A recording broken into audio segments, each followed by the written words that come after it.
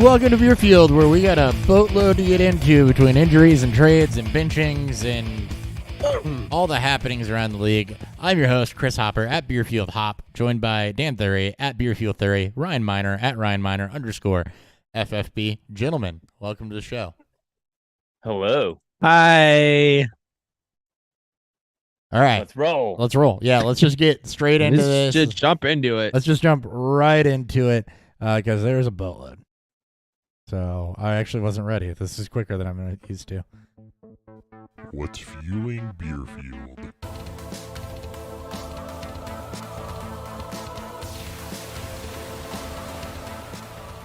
All right, what's fueling Beerfield for this show? I'm going to go ahead and start. I'm doing a show first. I'm doing a beer and a food pairing. Ooh. Mostly because I haven't eaten yet. So we're going to pair this box of freaking White Castles with this Elysian Space Dust. Because I also didn't prepare for beer either. I prepared like nothing this week. So I'm going to be eating White Castles and drinking Elysian for now. Dan. I'm dealing with a malfunction mouse. Otherwise, I'm drinking. You don't need the mouse. You don't got to look anything up. Oh, I gotta do shit still. Just ask our producer to do it. You have a producer? Oh, you? This is fun. Anyways, I'm drinking one of my all-time favorite Oktoberfest Urban Chestnuts Cats. Hey, here it works. I got a mouse again, guys. The battery was working. Who rotated the battery on it? Yeah, I had to take it out of the vibrator and put it into the mouse, but here we are. Uh-huh. He goes, He He goes, all right. Oh, wow. I am drinking That it's Bell's a moment. Hop Slam Ale that just came out. Hot Slam Yeah. just came out. Yep. How is Hot Slam coming out now? We're like 2 months before it's supposed to be out. Because that's what they do now. Because Oktoberfest come out in May now. July. Yeah, but it's been that way for years. Hop Slam out in October. All right. I was wondering why some guy was talking about. I'm like, is he drinking last year's? Because Hop Slam shouldn't be out. But fuck do I know? Sorry, You're Ryan, the go beer ahead. guy here. You're the beer guy here. You I should work. know. I mean, again, the beer industry.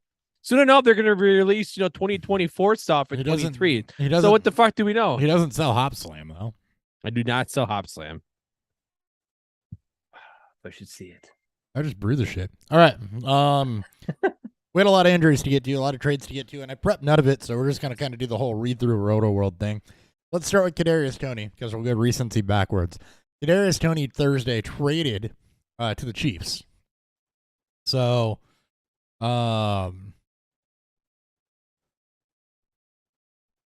yeah. So I guess. Sorry, I saw something in there about health. I was making sure it didn't get nixed. So, draft pick compensation on that was, I believe, a 6th that can become a 5th. I thought it was a 4th and a 6th. It's a third and a 6th. You're thinking can of the become a James 5th. Robinson. Yes. Oh. You're thinking of the James Robinson trade, Which the we'll- Tony trade. Which we'll It's a get to. third. So the Kadarius Toney trade moves Giants to Chiefs. Giants and him were at odds about his health. Apparently he's healthy. The Giants never seemed sold on Toney when the new regime came in. I mean, shocking, huh? None of us really saw why he should have went in the first round either. No, but sorry, I'm eating. What I did see last year though was he was easily, from an underlying metrics perspective, the best Giants wide receiver last. And they drafted Wan'Dale Robinson, who to me was a worse version of Kadarius Toney. So it's not like they went out and severely improved over what they had. This is a guy that did show that he could do some things with the ball in his hands and be effective. I'm not saying he was worth a first-round pick. He's not. But he's still a very, very usable piece. And if there's anybody that knows how to use that type of player and they can get creative with somebody like that, it's the Chiefs. Now, you got a sell window. You should probably take it because people are going to go ape shit over him with the Chiefs. But I do think that this could lead to some productivity with him. Mecole Hardman, several years in, has not really worked out doing that. Juju Smith-Schuster doesn't really fill that role, and Valdez-Scantling's shown some flashes, but has been a little bit inconsistent. They didn't give up nothing to get him. Toney's going to come in here and get a shot to be that type of gadget guy that the Chiefs have been looking for. And he can do some things with the ball in his hands as long as he's healthy. I mean, it's not a bad. I mean, it's an interesting move by giving up a day 2 pick for him. Essentially, I mean, obviously late round 3. Yeah. It's one of their conditional thirds, so it's gonna be a very late third. As you mentioned, Miko Harmon's gonna be a free agent next year. There's no reason to bring him back. He provides very little to your team outside of a couple gadget plays. Granted, those gadget plays he can be very effective with, but that's about as much as he can do. Tony has shown the upside of when he's healthy, which is pretty much rarity, nowadays. But it's we know if there's a coaching staff that can get the most out of a player like Tony, I'm not drawing parallels to Tyreek, but No. there are some parallels to Tyreek in terms of what they could do on the field with the ball in their hands. And maybe it starts off slow. But it's interesting. You got him on his rookie deal for another, 3 years plus his 5th year. There's time here. Now, Juju's also a free agent. I see no reason for them not to bring him back unless he gets hurt. Valdez Scantling is too, isn't he? No, he signed a 3-year deal. 3-year deal? He signed a 3-year deal, but they have an out. So I was going to say that there's an out on every one of these receivers after this year. Well, besides Sky Moore. And Sky Moore is Sky still Moore. Yeah, Sky Moore is the one that kind of hurts. It hurts to see, but Moore is like, again, there's always a prospect every year that the entire community loves that tends to all of a sudden flop. And maybe Moore just needs some time on the bench, and we're going to see some of, Tony in the meantime. And I think Moore and Tony are different enough. I think that Tony is definitely more of a gadgety playmaker, where Moore is definitely more of a true, wide receiver with some speed to him. I think they're different enough to where it doesn't hinder the chance that Sky Moore could break out if you believe in that. Now, we haven't seen anything from them this year, but I don't think it blocks Sky Moore, I guess, is what I'm saying, because of the role that Kadarius Toney, the way I see him fitting. I don't think it blocks Sky Moore. He's not going to see the field this year, right? Yeah. Because you can't play. They're not going to play 5 receivers the entire time. They won't play 4 the entire time. So your main 3 now. Hey, man, he's one injury away. He's like 2 injuries, 3 injuries. Who knows? But even Justin Watson was getting more production than him. So, but does that mean Sky Moore does more on special teams instead? Be more of a special teams player than? Do you want him on special teams? He's got multiple turnovers on special teams this year. Do you really want him in that spot? And maybe Tony, as he learns the playbook, you just put him in special teams and let him be your guy as he gets more acclimated to the playbook.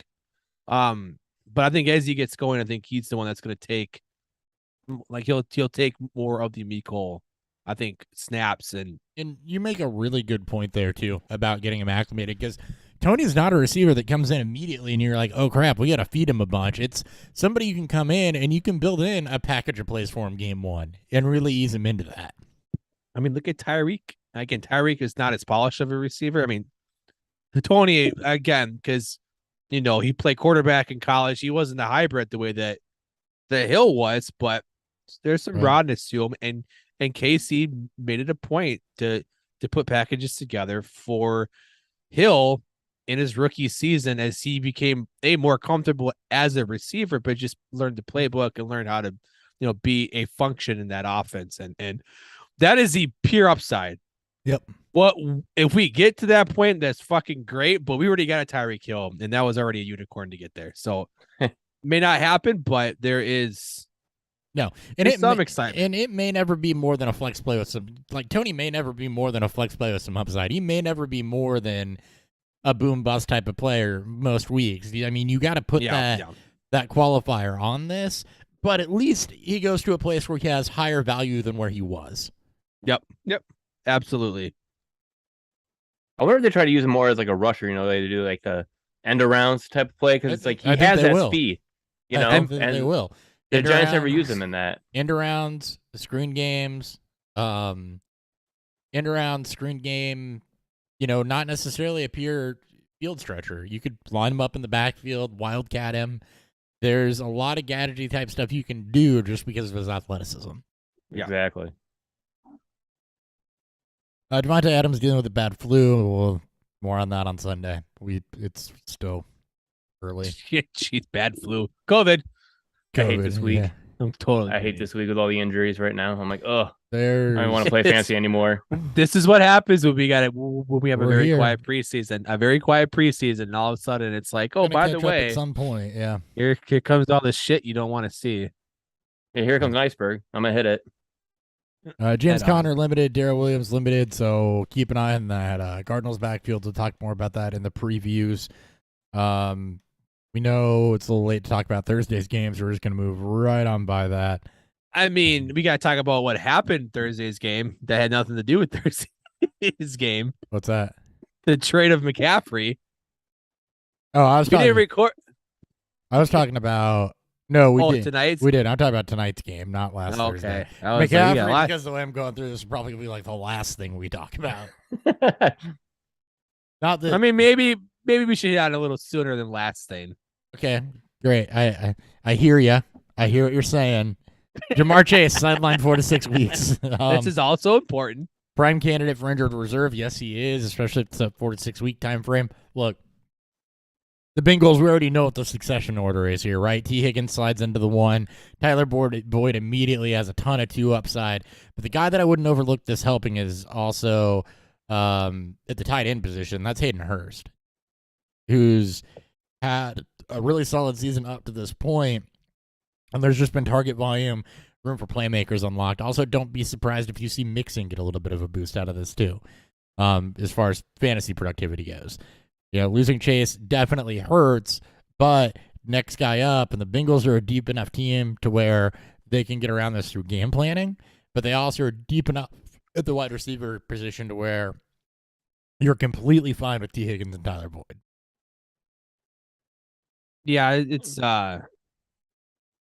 I mean, this is such a dominant player. This hurts the entire offense. Hurst should obviously get more work. Mixon should run more routes. I don't know who their actual number 3 receiver is. I really don't care. It should be concentrated volume to your Higgins or Boyd. Stanley Morgan?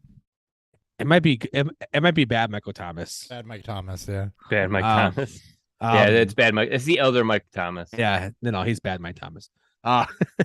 And it hurts Burrow. It's going to just make the offense a little less efficient. It does hurt Mixon because you're taking in a very explosive playmaker out of the offense, and in hopes you can't expect the Bengals offense to just get better all of a sudden. So potential less touchdown upside to it. So the biggest concern is when this injury happened, right? We're in week 8. We're damn near towards the end of the fantasy regular get him season. back basically for your playoff run. That's the hope, right? If you're in the playoffs. If you're in the yeah. So I've been thinking about this all day. It's like this could not. I mean, I feel bad for him anyways because it's like you don't want to see any of these guys get hurt. This is very unfortunate for fantasy gamers. Yeah, on the low end of the time frame, it's week 12. That you get him which back, is 12-13. Which is obviously what you hope, but you don't want to see him rush back and then re-hurt and then you get no playoff out of him. No, on the long end, it's week 14, and you get him first round of the playoffs, maybe. Yeah, depending on how your league does it, first round of the playoffs or last week of the regular season. So, and in hopes that there's no like residual like rust or anything like that. Rust, or he's not actually 100%. It's and thank you. You just hope you're on bye at that point. Yeah. Okay. Yeah. And get one first round bye. And thank you for qualifying that it doesn't help the whole offense, because that's true. I was listing off a lot of players there, and it does, don't get me wrong, elevate those players, but it doesn't elevate the offense. The reason it elevates those players is because you're elevating Hayden Hurst firmly into that tight end 5-6 discussion. You're maybe giving Mixon a little bit of a bump. Boyd becomes all of a sudden a startable too, just because of volume alone. And Higgins gets a little bit of a bump. It doesn't bump any of them up into the stratosphere. It's a cumulative effort of everybody comes up a little bit. Nobody takes a massive jump. Tyler Boyd probably gets the biggest jump out of this, but nobody gets just this massive bump without Chase, because you're right. The offense as a whole, it hurts, from a fantasy perspective, it does elevate, to me, all the big old skill players just a little bit more because they're going to be a little bit more relied on volume-wise. Don't be shocked if maybe they make a move, maybe with because the deadline's next Tuesday, the trade deadline. Yeah, that's going to be fun. Yeah. With the loss to Chase, with them in a division hunt with the Ravens at 4-3, you may see them also maybe make a small move at receiver. Obviously, that make a splash trade, like trade for Judy or something like that. But you may see them maybe make a move and shake up this receiving core. So, and apparently Mark Andrews is to the locker room. There's a comment in the chat. I haven't seen anything on it yet, but injured shoulder. Yeah, wasn't he already dealing with a knee injury? I thought it was the shoulder. I thought it was the shoulder injury. Yeah.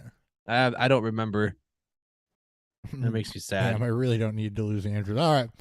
All right, though. He got his 6 points. He's already having a good tight end day. Yeah. It's true. I really don't need to lose him. We're losing. Everyone's losing everyone right now. Well, that's true. Alan Lazard not going to play against Buffalo, so losing everybody. You're just losing anything that's actually good. And Green Bay refuses to trade for a receiver because Matt LaFleur.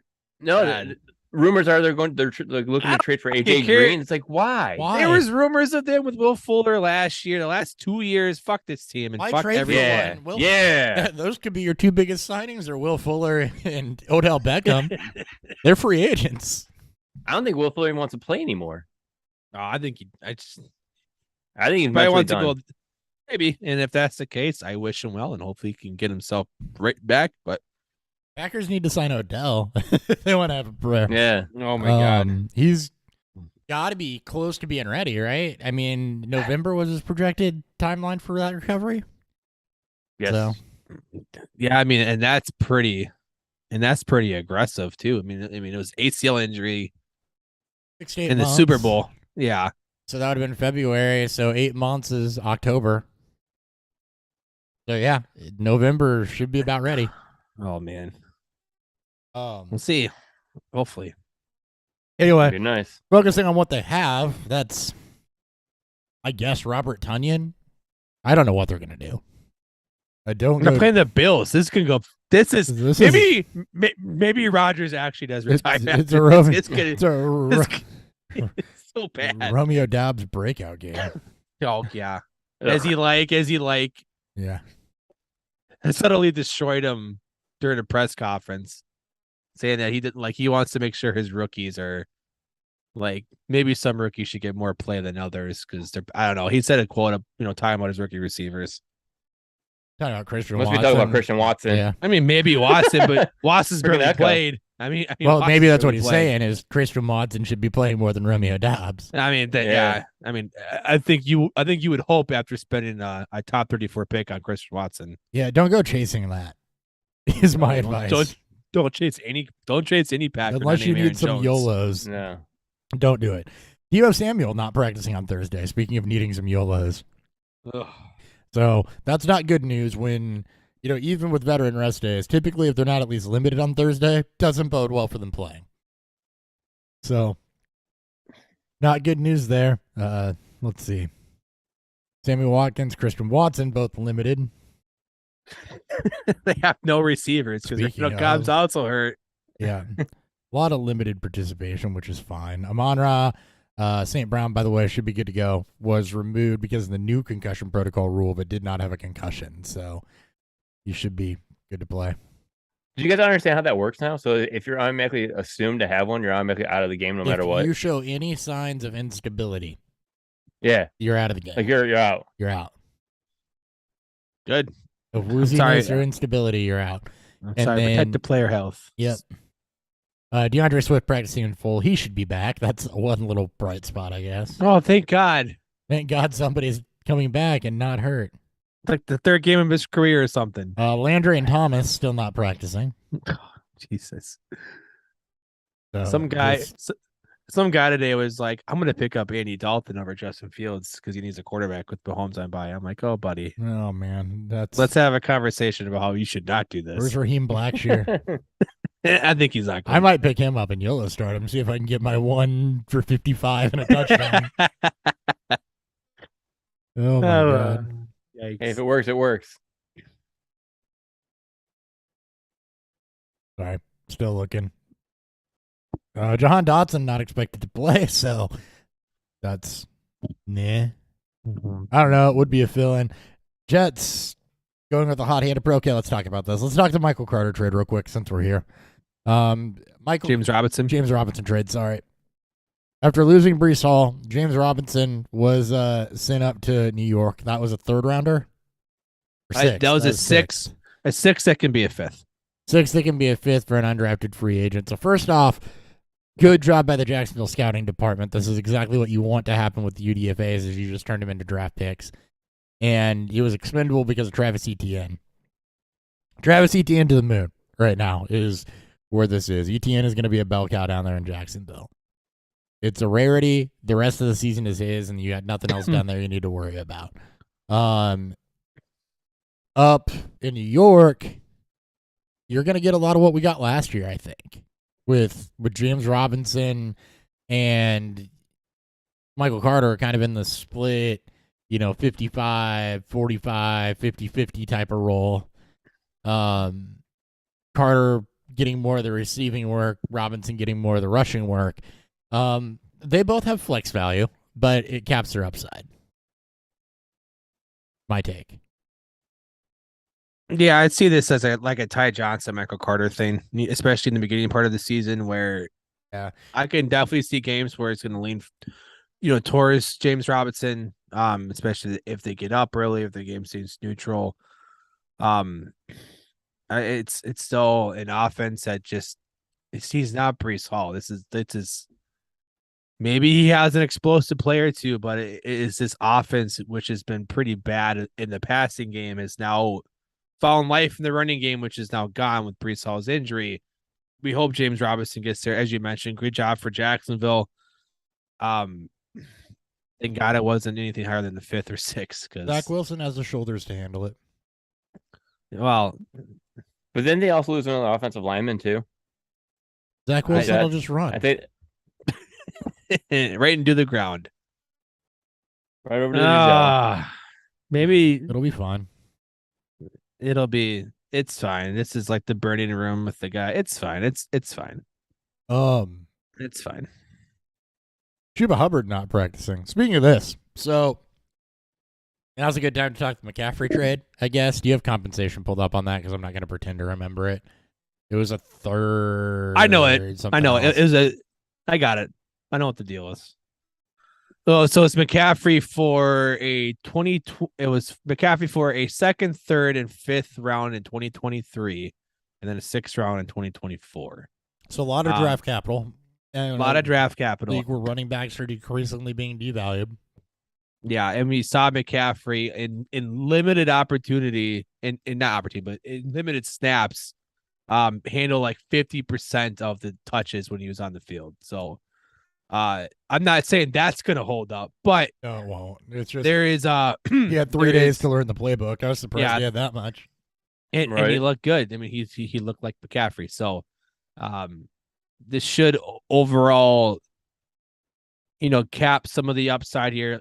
You don't add a 20% target share player, and it does not help. It does not kind of hurt the ceiling of the rest of your playmakers in that offense. He's going to command work. Jimmy G is not a runner. Kyle Shanahan hasn't had a playmaker like this outside of Debo at the true running back position that he can work with. Like, it's been since like Devonta Freeman, where he's actually had a running back be productive in the passing game. Yeah. And I'm extremely intrigued to see how this actually plays out. I went back and looked at McCaffrey's contract. I didn't realize he's got no dead cap after this year. There's none. Huh.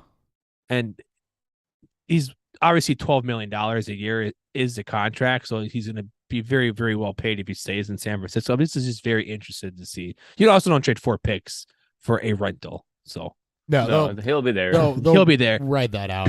But Yeah. I agree. And Debo is the one that I think this really takes some upside away from. And it's not an offense that passes a lot. But, couple things here. McCaffrey being a true 3-down back probably can help George Kittle as far as just routes go a little bit because you can chip with either of them now. You don't want not saying you want McCaffrey in as a blocker, but just an angle that's probably not been talked about much on that. If that happens, we riot. You have the option. Well, you can also chip and go out into the flat. There's a lot of different things you can do with him. Yeah. And, that I think does help open up things, particularly a little bit more for Kittle. He's going to be a Bellcat there. I mean, this kills Jeff Wilson and any value that was remaining there.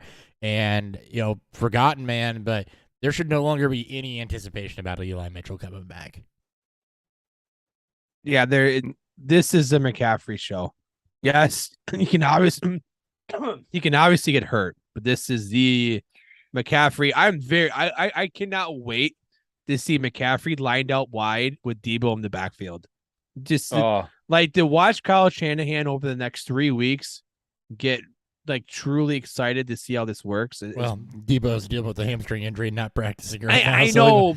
He can still concoct it in his mind, though. Are we gonna see Are we gonna see them together at all? God, that would be. So. That's this year in a nutshell. We won't ever get to see them. Yeah, I hope so too. Now the other side of this, obviously, opportunity opens up in Carolina, and all I saw was Chuba Hubbard. My advice to a couple people was, all right, everybody's gonna zig over there. Let's not forget who the more productive back was when McCaffrey went down last year overall. Go pick up D'Onta Foreman. The most productive back when McCaffrey went down was actually Chuba Hubbard. Was it? Yeah. D'Onta Foreman was the most productive back when Derrick Henry went down. Sorry. Both of them were productive, but it's not good to see players hurt, but this gives us a little more clarity in this backfield, even though it'll always be a high. I got that screwed up. I remembered Foreman being very productive. He was there, I think, with them some time ago, though. I thought so. But anyways, no, he was the Titans. He's bounced around since the days of Houston. He was a Texan. He was the Texans for a long time. Yeah. He got drafted by Houston. Obviously, tore his Achilles. I thought maybe it was Indy he went to. I thought he played in Carolina prior to this. Anyways. And Chuba wasn't exactly just looking at this. There were a couple good games in there, but he was not doing what D'Onta Foreman was doing. I think was more of. It's also a very bad point there. Now, Foreman, not much of a pass catcher. Basically, what the point I was making was everybody's going to run out to get Chuba. Don't forget about Foreman, and Foreman goes for 118 yards, and it's a moot point now. That game was so weird. The best run defense in football gets shredded by arguably the worst offense right now in football. That looks like a powerhouse. It made no sense. It's wacky. It was wacky, but rest of the season, I agree. It's a hot hand approach. It's kind of the same thing you got with the Jets, except I feel like this backfield has more upside than what the Jets backfield does. They're both going to be flex plus, maybe even into RB2 value, especially given the offense, I think. Yeah, because Zach Wilson doesn't dump off to his running backs like PJ Walker will, I think. Right, or Sam Darnold or Baker Mayfield or whoever's playing it. So they all dump off to the running Baker back dumped off to CMC. I mean, it's unknown because Chuba got the pass catching production. Foreman never had. It's what the offense is what they're going to want to design to. Walker is more of a mobile quarterback. So in theory, it'd be less checkdowns. But Wilson's also, he's not slow by any means. But it's both backfields that you can't get super excited about. No, I do. Especially Carolina, that offense is going to be fucking terrible. Yeah, but I feel like the offense is going to be terrible, but because of the passing game is going to rely a little bit more on the running game to try to be productive than what I think the Jets will. So I do feel like there's a little bit more upside on the Carolina side of things than there is on the Jets side of things as far as backfields go. In any event, there's just been 4 more running backs that we have to talk about every week as potential starts. Thanks, guys. Yeah. Another headache. David Njoku was going to miss several weeks with a high ankle sprain. So Probably 4 to 5, 4 to 6. you just lost one of the more reliable tight ends. Oh, God. Zeke's not it. practicing. That's an obvious Tony Pollard at this point. And they're playing the Bears, though. Tony Pollard's backfield to run, man. Could be. Zeke's going to be out for a while. I think I saw somewhere he has like a torn PCL or something like that. Well, he got his knee hit last week in the game, yeah. And he was down for a good few minutes Like before he came off the field. It's like he's not going to play. Like he's going to miss multiple weeks. I just, for some reason, they like with the Cowboys. Dobbins things. Yeah. There's been no announcement of like, oh yeah, like Jamar Chase was. He's questionable. Now he's going to miss 4 to 6 weeks. 4 to 6 weeks. That's like, okay, that's probably Zeke. That escalated super quickly because it's like he was out today with a hip injury. He was sore, and then he's out for 4 to 6 weeks. It's like, that's not sore. Yeah, that's beyond just shooting him up with some pain medicine. So yeah, he's going to be gone for a little bit. Oh, yeah. Jesus Christ. Cam Akers still away from the Rams, so. Oh, Cam Akers was also part of that deal that the Rams were trying to make for CMC also. That's not the Rams offered like something similar that was that plus Cam Akers. And good job for the Panthers. First off, 4 draft picks for running back. Yeah. And in San Francisco, what the fuck, man? Just they're putting their eggs all in for this year right now. Yeah, let's put all my bags in a basket of a running back. You're paying Jimmy G that kind of contract that they weren't expecting to pay him with all these incentives on it. So I think he gets like, what is it like? He gets bumped up to $16 million, I think, now because he's taking the start. But isn't $1.5 million he gets for every win also on top of that? Oh, I'm not sure. It's freaking it's nuts. Like how big his incentives are. Best backup in the league, I guess. Right. Makes sense. I'm just like, good for him though. I guess let's talk about quarterbacks for a second. Andy Dalton is officially the starter for the Saints over Jameis Winston on a performance basis, so it will be him for the foreseeable future. Winston is declared healthy, but it will be Andy Dalton running that offense. And Matt Ryan, benched for Sam Ehlinger. I love how they try to hide it as, well, he's not going to practice this week with the shoulder injury, but that doesn't matter because he still sucks. And Indy, like, what the fuck are you doing? They've given away so many picks for nothing. They've given up, what, 2 third-round picks? And a first, because of Wentz. Was Wentz a first-round pick for Wentz? Yeah. I thought Wentz was it a first? I thought it was like 2 thirds or something. Nah, I think it was a first. Okay. Just because Wentz was still doing I just want to good. know, but either way, that front office needs to get fucking fired. Like, you don't botch it that bad and expect to be kept and expect to keep your job. Yeah, like, oh, here's 6th round Sam Ehlinger. Let's see how he can do. And we'll put Nick Foles in at the QB2. It was it was a 21 third-round pick and a 22 conditional second. That turned into a first. You're right. Yeah, you guys because are right. he started so many. Because he played 70% of the snaps. Yeah, Right. You're right. Yep. Nope. We're good. Right about that. It was a conditional. And then trade him to Washington for A third? bag of peanuts. I think it was 2 thirds. They used one of them for Matt Ryan. Yeah. We're just giving away important picks. And now Matt Ryan is on the bench with Sam Ehlinger starting. Was Sam Ehlinger a 3rd-round pick, perchance? He was a 4th rounder, I believe, wasn't he? I thought he was a 5th or 6th rounder. I think, let's. I want him to be a 3rd rounder just for synergy, but he is a 6th rounder. 6, yeah. Jesus. Well, that's if you take 3 times 2, which is what they gave up for Carson Wentz. That's The 6th rounder, which is Sam Ehlinger, who's starting. Oh, so bad. You think they'll call up? Maybe they'll call up Carolina. They'll be like, "Who you guys want for Sam Darnold? What do you want for Baker? We'll give you a 3rd-round pick in 2028." Yeah. We don't have any 3rd-round picks until then, but man, if you want 3rd-round picks, we got something it for you. Dude, we got a player for you. What a retread. DK Metcalf not practicing. He's fighting me out multiple weeks too. I thought he came away fairly clean from his MRI. It sounds like he's pretty. It sounds like he's a questionable. Like he was the one that actually escaped something serious. Yeah, I think I'm pretty. Like it sounded like he has a chance to play Sunday. And then went and picked up Goodwin everywhere. They sprained MCL for Zeke, which was a partial tear. Kyron Williams designated to return. That has some merit to it in the Rams' backfield, I guess. Things. I feel like I'm missing. Oh, yep, I was. 4 weeks for Mike Williams after he got bit in half. So Keenan Allen's back, but Mike Williams is going away. Go Keenan Allen. Yeah. All the work. I can't wait for the 15 target games now. Yeah. He's had 12 catches for 98 yards. You know what? The PPR leagues, baby. Pump that into my veins. Yes. Let's go, Michael Thomas. Keenan Allen. Let's do it. Definitely take that. Come on, Slant Boy. Come on, Slant Boy. Absolutely.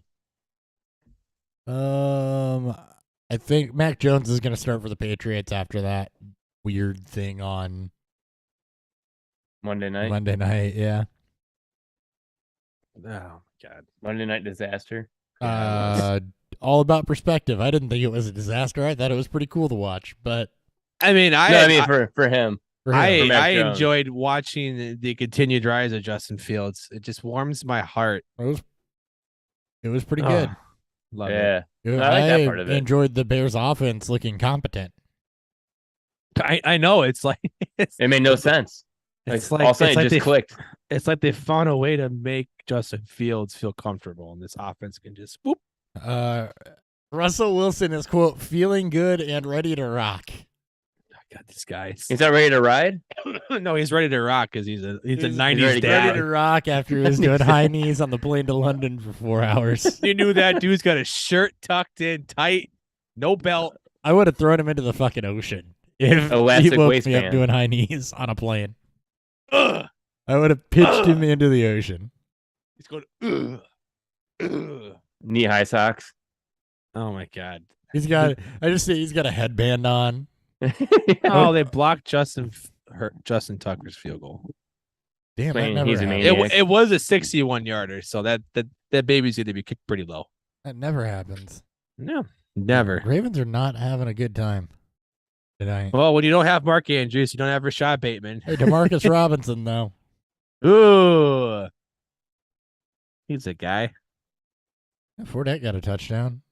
He did. Tom Brady is playing better, I guess, after his ultimatum. This looks. You see that get leaked finally? What we all thought is true. Yeah. Gisele's retire. I'm divorcing you. And you got fucking Antonio Brown creating T-shirts and sweatshirts from his picture with Gisele at the Super Bowl. Like, Antonio Brown, like that. Oh man, I can't wait for science to do studies on Antonio Brown is an interesting character. It's like literally watching a train wreck. They just won't go away. It was 100% a train wreck. Yeah, I am here for it. Oh yeah. The Tyler Johnson wave by the Texans. Lamar Jackson has thrown 30 passes in the first half. 30. And he's only got 144 yards. He's throwing 30 passes in the first half. Wow. Score.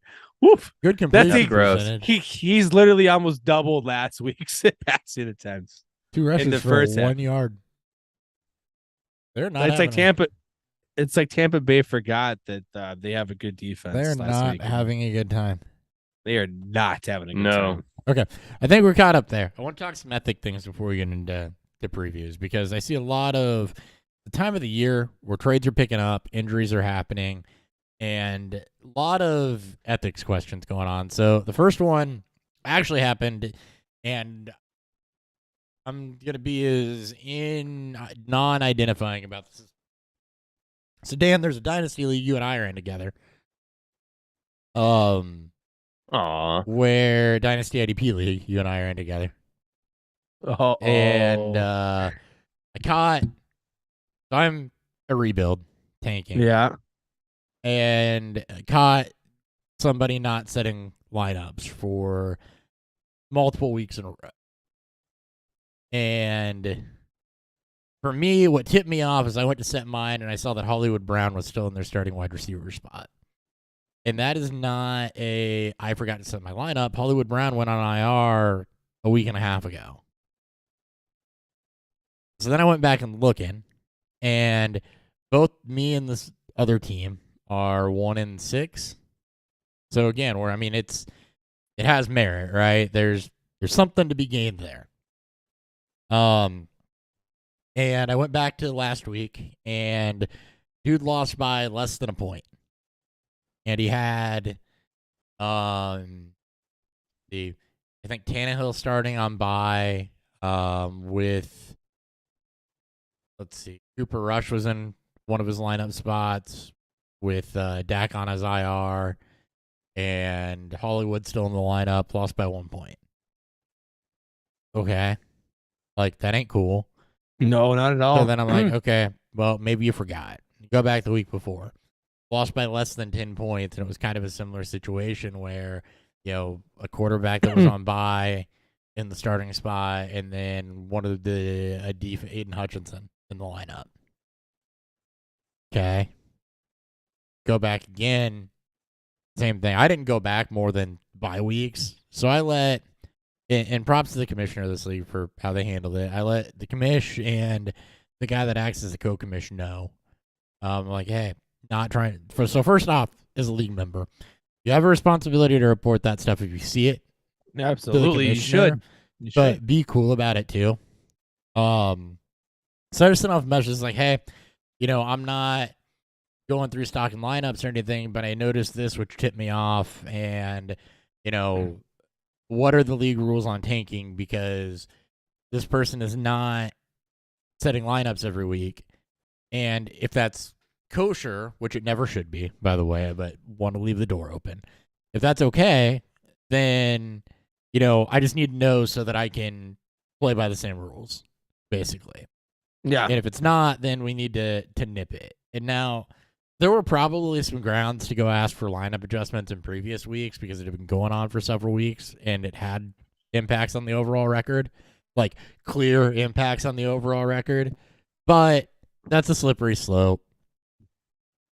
So I guess, what happened was it was a text message, and then dude hopped in and immediately started dropping people and arranging it and setting his lineups. I don't think it was malicious. I think it was more just I wasn't paying attention. But, as a commissioner, how do you guys handle that one? Somebody comes in. First off, let's talk tanking and how that should be handled in most leagues. So, Dan, we'll start with your opinion. And I kind of know how that is, but what's your opinion on tanking? What's the right way to tank? You trade away your players that you don't want. You gain draft picks, but you always set in your mind what you think the best signup would be. Now, if you're looking between two players and you don't know, like, you're gonna probably lean in a direction where, yeah, maybe this guy is gonna score a little less points, right? No one's telling you to go out there and try to maximize literally everything. Like, go out there and start trading for players that make no sense. You are actively trying to rebuild your team by also losing games to get a high draft pick. But lose fairly. You don't play, but lose fairly, right? Which means you start trading players. Like, we've all been there. We've all played Dynasty long enough. I don't buy the fact that this guy just magically didn't know. I'm sorry, I don't. Didn't pay attention for multiple weeks in a row, yeah. He didn't. He stopped caring about this team. If it was me, it's a warning, because I've been in this spot before. It's a warning. And if you do it again, I'm going to boot you. I'm nice enough to get people's money back. I'll give them their buy-in, and I'll find a replacement, because I know of more than enough people that'll probably fill in. It's not that hard to find a one-person spot. And if you can't, then the commissioner just sets what, the optimal lineup would be based on projected points, and you go from there. And that is the best way to handle it if you are put into that position. Which we've, in one of the leagues I commissioned, has happened before, is you just literally you just put the projected points in, and then you just throw it in there and see what happens. And that's pretty much how it should be ran, even if there is a person in there. You want to play fair. And more often than not, you're going to still lose these games. And more often than not, that draft pick may not matter. But in this class, when we're looking at a Bijan Robinson and people are freaking out because that pick's already worth a lot of value, you're going to get people that are going to speak up more too. Well, and it's 2 teams tied for the worst record in the league going head to head this week, which is, again, partially why I noticed it. Yeah, that too. But, I mean, that is the fight for the number 1 pick this late in the season. And the next closest team, I think, is only 2-5. But, I mean, and especially when total points is a tiebreaker, that it matters. It has implications. Now, I have no issue, just preface this, just in case, because there's a possibility one of the two might be listening. I have no issues how this was handled. I think it was handled fine. I'm perfectly grateful for how it was handled. As far as just the message going out and straighten them up. I do not feel that you should go back and modify previous weeks to force set his lineup and change the outcomes of those weeks or anything like that. They admitted, sorry, we aren't paying closer attention. Thank you for watching. It's everybody's responsibility to watch that. It's not just on the commissioner. So just some things to keep in mind there. Yeah. I had that happen to me a couple weeks ago, actually, in a regular redraft league where Saturday night a player was out, listed as out. I should have put in a waiver claim and I didn't. Sunday, how I always have football going on. I went to football. Game's already started. I went and looked at my lineup. I'm like, oh crap! I had an insufficient lineup. Monday, I get a warning of saying, "Hey," and I told them, I go, "Well, this is what happened." And they said next time this happens, it's a $25 fine plus a $5 fine. Plus, you have to go pick up the player, no matter what. So you get charged another $5 on top of that. So it's a $30 fee on this type of That's interesting. On these type of screw ups. If it's spelled out in your bylaws, though, totally cool. And I mean, I like that. It's a good way to force accountability. Nobody's going to break the bank over a $20 fine, but it's a good way to force accountability. Now, it's that. Yeah, I mean, I will say this: what you sign up for, I guess. I will say this in Dynasty only. There is one scenario in Dynasty where I think it is okay to start somebody that's going to take a 0, because it's Dynasty. If you cannot fill out a lineup, I do not think you should be forced into waiver claims because it's Dynasty, to be forced to drop players and pick up to fill somebody in. I will say this because I just went through this. I actually picked up Joe Flacco. So so my 2 quarterbacks in this league was Jalen Hurts and Deshaun Watson. Jalen Hurts was on a bye week in week 6, and obviously Watson's not playing. I am not actively trying to win in this league, but I'm still gonna fill the lineup. Yeah. I went and dropped some random player, picked up Joe Flacco until it was confirmed that Russell Wilson was gonna miss that game and Brett Rippon was gonna start. I went out there and I picked up Brett Rippon. I agree you shouldn't have to drop anybody, but I think it's still a part of it playing properly too. If you should always make a best effort, but if you literally have enough future draft picks or young players to where you feel strongly that you don't want to drop anybody, like, it's a little different when we're talking Brett Rippon and Joe Flacco, right? You're not holding them in Dynasty for future considerations. No, I forgot who I dropped to. I don't know. But in shallower Dynasty leagues, if you're holding somebody that has future considerations and you don't want to drop them, I don't think you should be forced to make the drop. It's purely a judgment call. It's purely discretionary, but that's the one time I think it's okay to start a 0 is if I do not have a player that I want to drop because of future considerations. I do not want to expose them to waivers, and I can't fill out a lineup. Yeah, and that's a pretty rare case. Most Dynasty leagues are deep enough to where you can drop a player that you can probably pick up the following week if you really want to hold on to him, or there's IR slots, IR attached to slots are squads. enough, things like that. So Yeah, there's generally that it has happened because I know that you play in leagues that have smaller dynasty rosters, which is again why I don't like having small dynasty rosters. But most times that's a pretty rare thing. But totally get it. Yep, I agree. All right, so that covers setting lineups. Next one that I've seen a lot: trades and injuries. I saw a lot of this as somebody trades for player X on Thursday, they go out and get hurt on Sunday, and their season's over. Tough shit, man. Yep. Yeah, it happens. Yep. I don't give a shit. Now, if Commissioners- it trades sat for long enough, and it gets accepted immediately after a player gets hurt, that's dirty. different story. But if you traded for a player in a few days, he gets out for the year, Yeah. man. Tough shit. It Now, happens. there is a legitimate argument that it's also on you to know what trade you have sitting out there and cancel them, and it's probably not a bad idea to do that before games kick off on Sunday to avoid that from happening. You know, it is on you if somebody doesn't respond to a trade to go cancel that trade if you don't want it sitting out there still. Yep. But yeah, I mean, it's dirty, and that just kind of goes into the ethics of be kind to each other, right? I mean, we're all competing for fun, but that's just it. It's for fun. You know, don't be a dick, for lack of a better term. That kind of gamesmanship is kind of being a dick. No, it absolutely is. But also don't go petition your commissioner to reverse that trade. You made the trade. It sucks. It's tough luck, but there's no grounds for reversing that.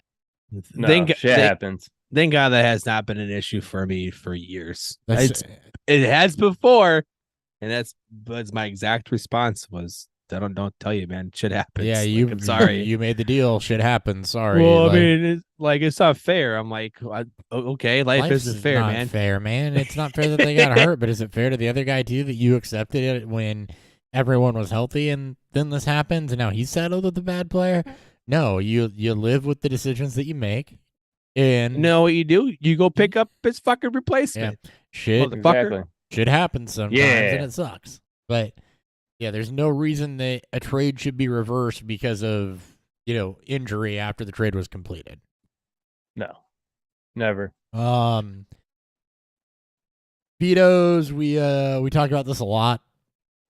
But if you're a commissioner, you don't get to play God. You're there to hold integrity. You're not there to protect people from a deal that you perceive as lopsided. You're there to prevent obvious collusion. So if you're using commissioner veto, don't go drunk on power. You're there to prevent obvious collusion.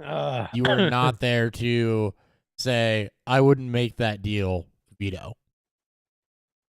I just had that happen. That has I'm actively happened several places. I'm No, like actively recently, saying, like Sunday. Yeah. oh really? Mm-hmm. What was the Oh deal? boy, I would have left that league. I don't play I with don't bad fuck with that, commissioners. yeah. Nope. Want my money back? I'm gone. No, I'll finish it out, but I'm just like, I just shook my head because it's like I'm running low on running backs. Now, especially without Brees Hall, now I'm like really low on running backs. So I had like a trade offer of it's an auction keeper league. So you kind of look at it as like a dynasty. Yeah. You look at it as like a redraft. Yeah. You carry players over to next year. So I was going to trade Kyle Pitts because he was really like cheap. Cam Akers, Michael Thomas. There's like 5 players total to get Christian McCaffrey, which is going to be one and done this year. It was basically a rental player to boost me up, and Jonathan Taylor because I'm buying low on Jonathan Taylor because he's not producing like we expect him to produce, and I want him to keep not producing. And the guy sends me the trade, and I look at it and I go, and with it being an auction salary cap, you have to make the money match. Yeah. So if you're trading $8 worth, you have to get $8 back or vice versa based on what your cap space is. So I accept it, and then it gets vetoed. And I'm like, wait a minute. Why'd that get vetoed? If you send it to me and I accept it, I go, I didn't veto it. So like the commission, I was in an argument with them for about 3 hours after that. So basically saying the same thing, like you can't play God. Like you can't say that's a good trade, bad trade. No, So- it's not collusion. So No. he vetoed it because he thought it was unfair. Yeah. Oh, I was also giving up DeAndre Swift too. So I mean, I'm asking for my money back and I'm leaving the league, especially after 3 hours. If I can't convince this guy that he's a fucking idiot, Yeah. I'm like, dude, just well, give me my it's- money back. it's- Find somebody else. Especially in salary cap, you got to look at more than just player value if you're trying to make money work.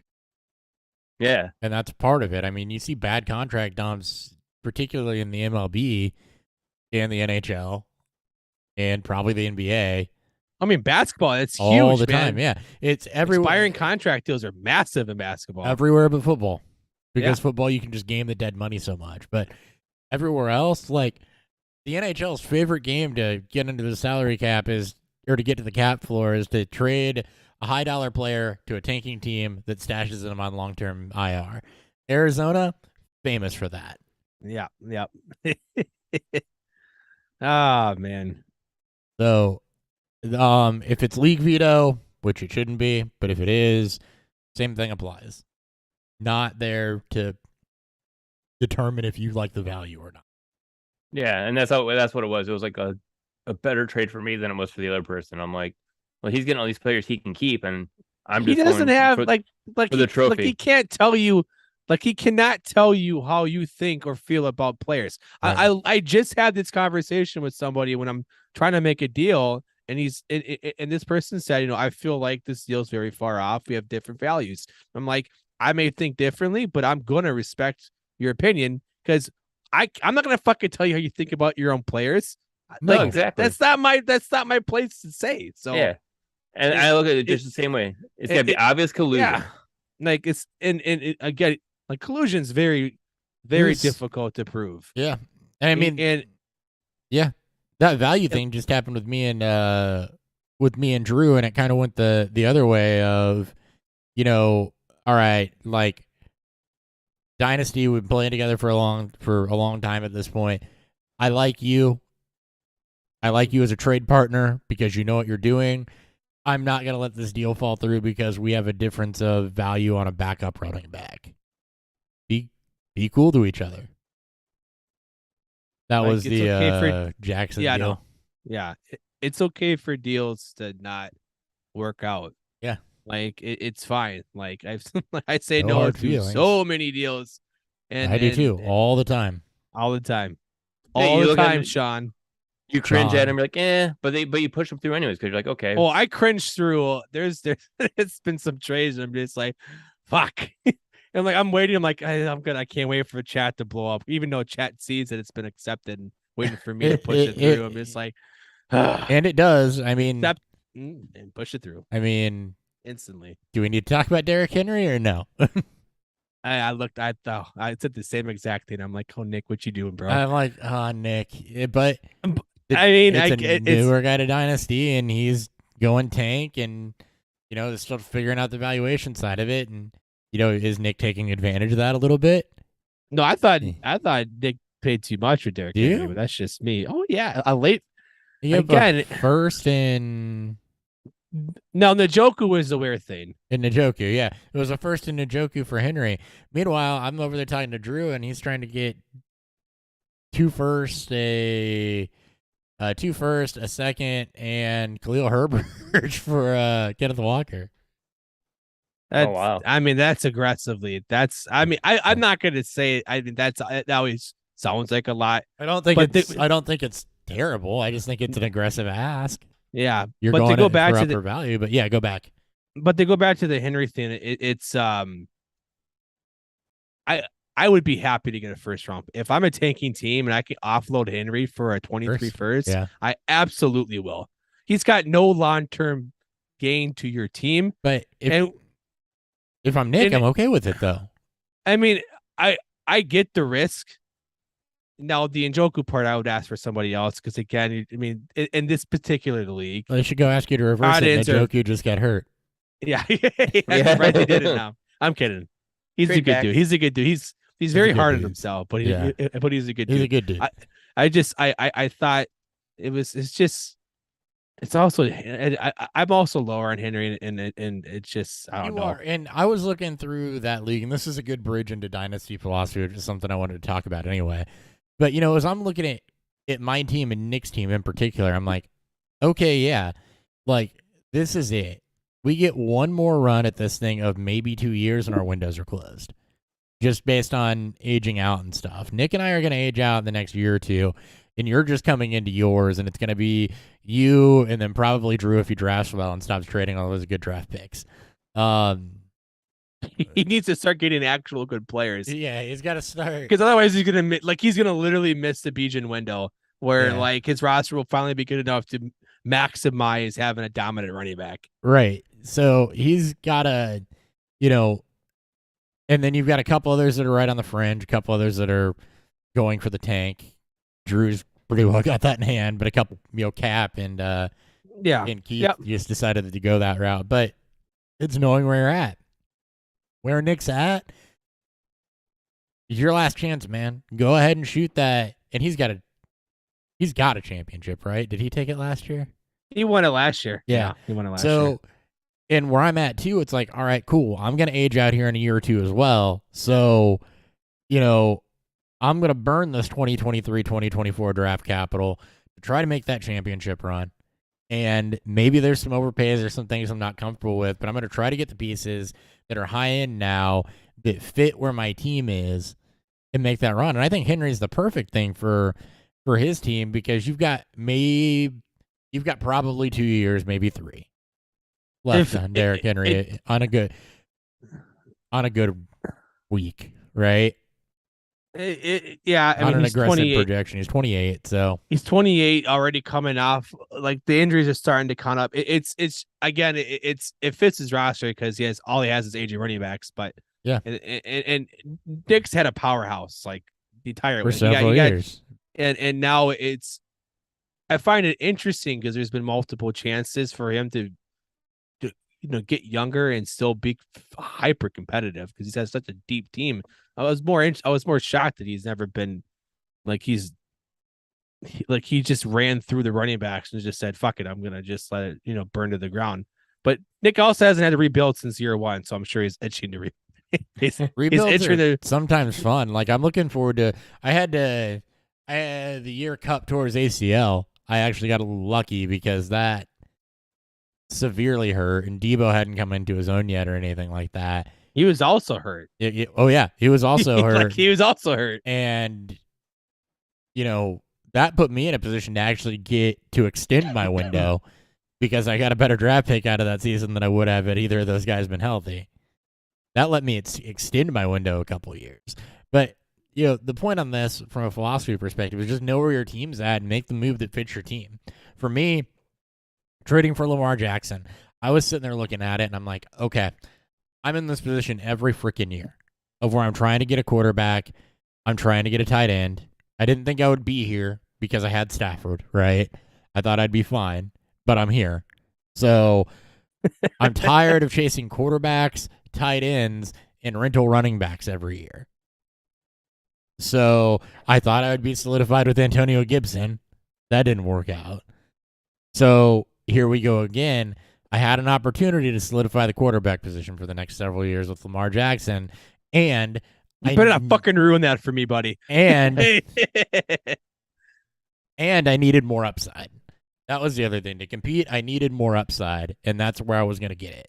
So let's go. Let's do it. Let's move some of that draft capital, get somebody that fits my window, and guess what? When that window closes, Lamar will still be fine, and I'll be able to move him for draft capital. Like you don't really even if it closes, you don't need to move him. Because he'll be good for the next window. I mean, it's not like it's okay to have a tanking team with so good players. It's called retooling, not rebuilding. Like you are setting yourself up for next year. Yeah, you may not get a top pick, but I mean, again, it's all fickle anyways at this point. These guys get hurt, whatever. Like your team changes on an instant. So It's like doing in our league, our 16-team league. Yeah. I don't Oh, want to God. talk about That that team- league. Fuck that. Like That team's so aged out. I had to get rid of it all. oh, okay. So Yeah. I had a guy I did a ride with before we jump in the previews. I had a guy that I did a ride with on Tuesday. He found out obviously do a podcast. I gave him my thought. He wanted you guys to talk about the trade he just made. Okay. So this is I believe a 10 or 12 team league. I didn't see how many teams were in the league. It's a basic league, right? your basic roster format, starting formats, a full point PPR scoring. No premiums, nothing crazy. Okay. One tight end, kicker, defense, 2 running back, 2 receiver. I think maybe 1 flex. 2-2-1 or 2-3-1. I believe it's 2. No, it was 2-3-1. 2-3-1s are becoming increasingly popular. So Yeah. But anyway, so he traded away Josh Allen. So it's already juicy. So Josh Allen, Travis Etienne pre Josh Robinson trade. Pre-Josh Robinson trade. I know. Josh James Robinson. Josh Robinson? So Yeah. pre-James Robinson. Shit, they got and rid of pre-Dalton. Josh Robinson? Pre-James Robinson trade. Jacoby Myers and Amari Cooper. So you have the QB1, you have an RB1, and you have 2 wide receiver, 2 flex plays. Uh-huh. And he got in return Elvin Kamara and Justin Jefferson, which he's now pairing up with Cooper Kupp, and I believe AJ Brown, like his wide receiver. Holy crap. Fucking ridiculous. Who else did he have running back wise? Because losing ETN, you probably didn't draft him as one of your top 2. So he had, I believe, Miles Sanders. Who's having a better year than a lot of people expected. I don't remember all the running backs. Because I just briefly looked at his roster. They weren't. Who's the other quarterback? Aaron Rodgers. Oh, but it's single yeah. QB. Single QB league. Yeah, I told him pick Probably up Justin stream, Fields. yeah. I pulled him pick up Justin. I'm like, go pick. He's like, I see Justin Fields on there, man. How do you feel? Yeah, I'm like, man, I'm the Yes. last person to ask because I love him. Like, yeah. you can drop Rodgers. He's streamable. And I Konami code, man. I basically told him, like, well, maybe Green Bay trades for a receiver and you get, he's never going to be Josh Allen, but, he maybe give you something. But I felt bad because It I looks like a lot worse after the ETN deal. And he shows me the picture. I'm like, he told me the trade. I'm like, oh, buddy. He goes, oh, I made the move before the trade happened. Like, before James Robinson got traded. I'm like, oh man, like I like the side more. I tried to convince him that his side's fine. Like it's not. That there's not a problem with his side of it, and I actually think it's relatively close. After, like, you don't need Myers and Cooper because you're deep at wide receiver. I don't know. I don't know what else you have running back wise, but getting Kamara never hurts. So you're fine there. You can stream quarterbacks because you got upside in other parts of your roster. The thing that stings it a little bit is ETN. But losing Josh Allen still, yeah, that's a lot to lose. Stings. Yeah. So like the way I saw it was the Kamara and ETN side were it's about the same. Yeah. But were they the same before the trade? Because I want to look at this from the lens of when he made the deal, not after what he didn't know. And I don't think they were the same before the trade. You probably still lean Kamara. ETN was on the right track. With James Robinson was effectively held, like he was held to nothing. Yeah, I think he had no touches in the first quarter. I think he had just a couple. Well, it's probably because they were actively trying to trade him. That was my also point is that Jacksonville made it very clear that they were going to move James Robinson. But yeah, I try to make him feel better, but he felt bummed out. Like after we talked about, he felt bummed out the whole day. It's nothing to be super bummed out about. It's fine. I would not be bummed about that necessarily. You got Justin Jefferson. It's a deal you didn't have to make in hindsight, but at the time that you made it, it made sense. So yeah, it's it was funny just to see him kind of talk himself in and out of like jumping off the deep end. You never know what's going to happen when you make, before you make that trade. You do that trade on a Saturday, it looks great. You look at it after Monday, you're like, shit, I gave up, I gave up way too much and got nothing back. Yeah, it's yeah. It happens. I still think I believe personally he still got the best player in the deal in Justin Jefferson. But he did, yeah. But if you want to get an elite player, you also got to give up an elite player most times. So and he had to do that with Josh Allen and now Travis Etienne, I guess. Yeah. That's all though. Yeah, I actually don't think though in like most single QB leagues, I don't even think you get that done with Josh Allen. So I mean, good for him. Yeah, I mean maybe. Yeah, when when you're playing in leagues that are pretty casual or like Home casually league, stuff competitive, like that. You see, yeah, that like you're gonna see some quarterbacks like and tight ends tend to have elevated value versus what they do in when you see a quarterback put up 50 points, you automatically assume they're the best player in the league. So I mean, that's again, it's based off of not understanding positional value. Yep. But no, it's fine. Let's go ahead and hit some previews. All right, tired do of this. talking. Yeah, and I'm almost out of my beer, so we're I gonna already finished mine, and I can't open another one of it. Yeah, let's do that then. Yeah, we'll do a beer review quick. Beer review.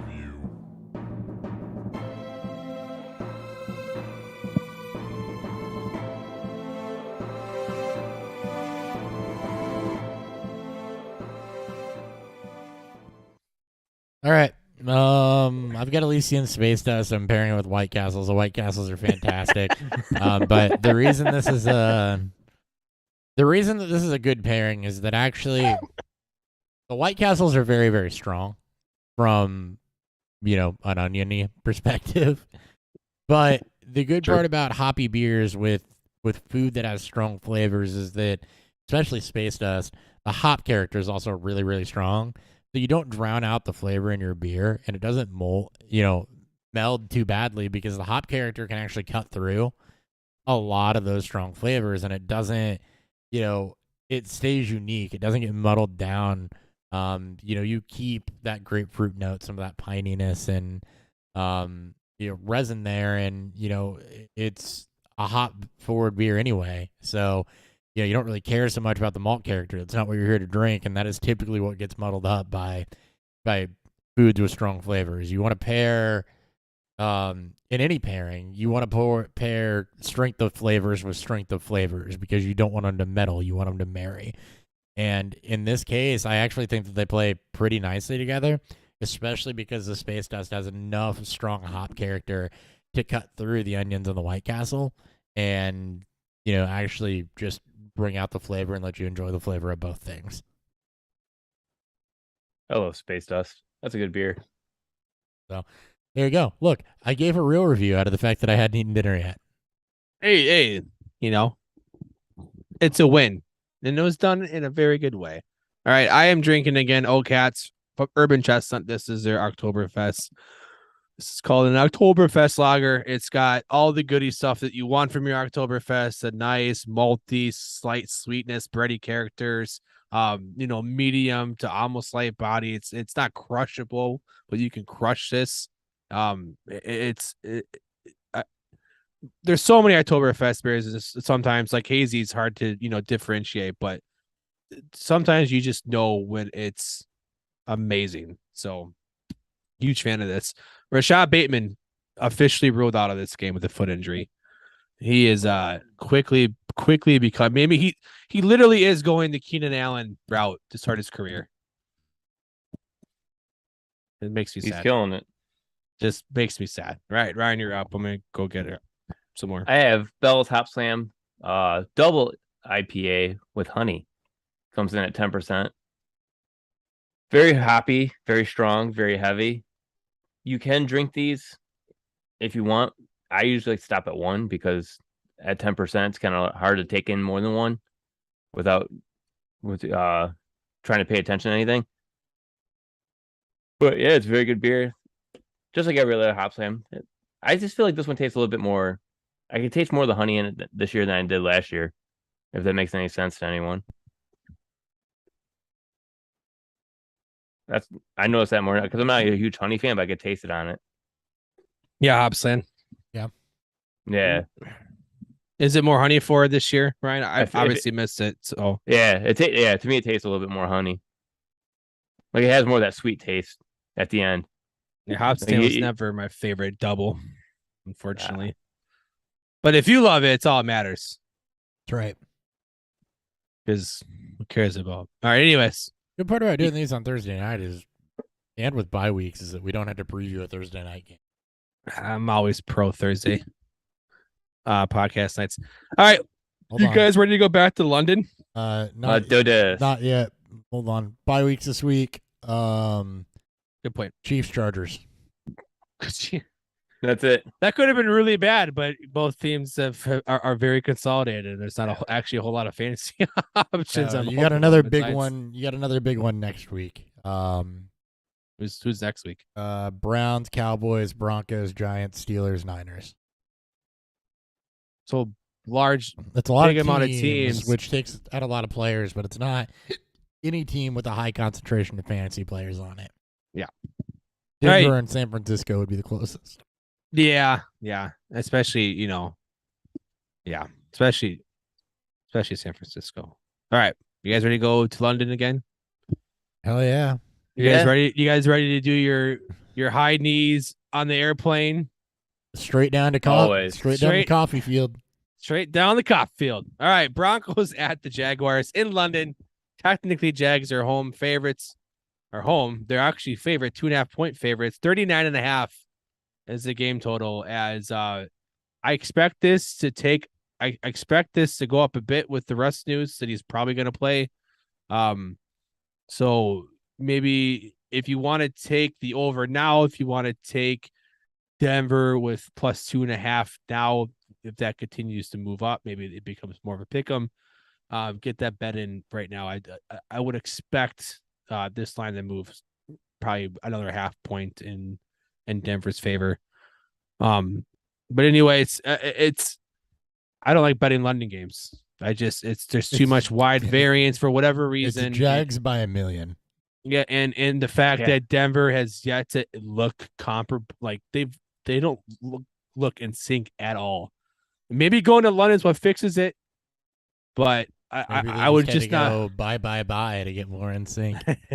God, you're a dad.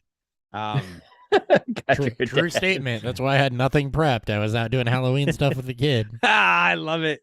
Yeah, there's just don't bet this game. Just have fun waking up and seeing the shit show. Speaking of shit shows, in a normal week, because London is anything but normal, very tough defensive matchup for a young Jacksonville team that's shown some fight and has looked pretty good. Obviously you're all in on Travis Etienne. In a normal week without a rash of injuries, would probably say that you can look to fade Christian Kirk a bit this week with Denver's pass rush and secondary being what they are. But I don't know how you do with the number of injuries that have happened around the league. You really can't. There's not a lot of cutesy plays, and you're kind of all hands on deck. If you got a healthy guy that has value right now, you almost have to play them. Yeah. And Christian Kirk is definitely that. Broncos side of this, you get a little bit more we'll call it murky, especially in the running game. Melvin Gordon, Latavius Murray don't really have a hold on anything. Mike Boone's hurt. They did sign Marlon Mack.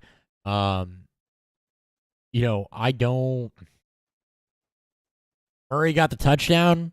I tend to favor Murray a little bit if I have to start one of them, but you want some clarity to shake out of that for Denver's backfield, even though it is an okay matchup for them. It's very, very murky and is not one of my favorite tandems that you can run out there or pick from. I'd much rather have one of the Carolina backs against the Falcons, or even the Jets backs against the Patriots after what the Bears are just able to do to them on the ground.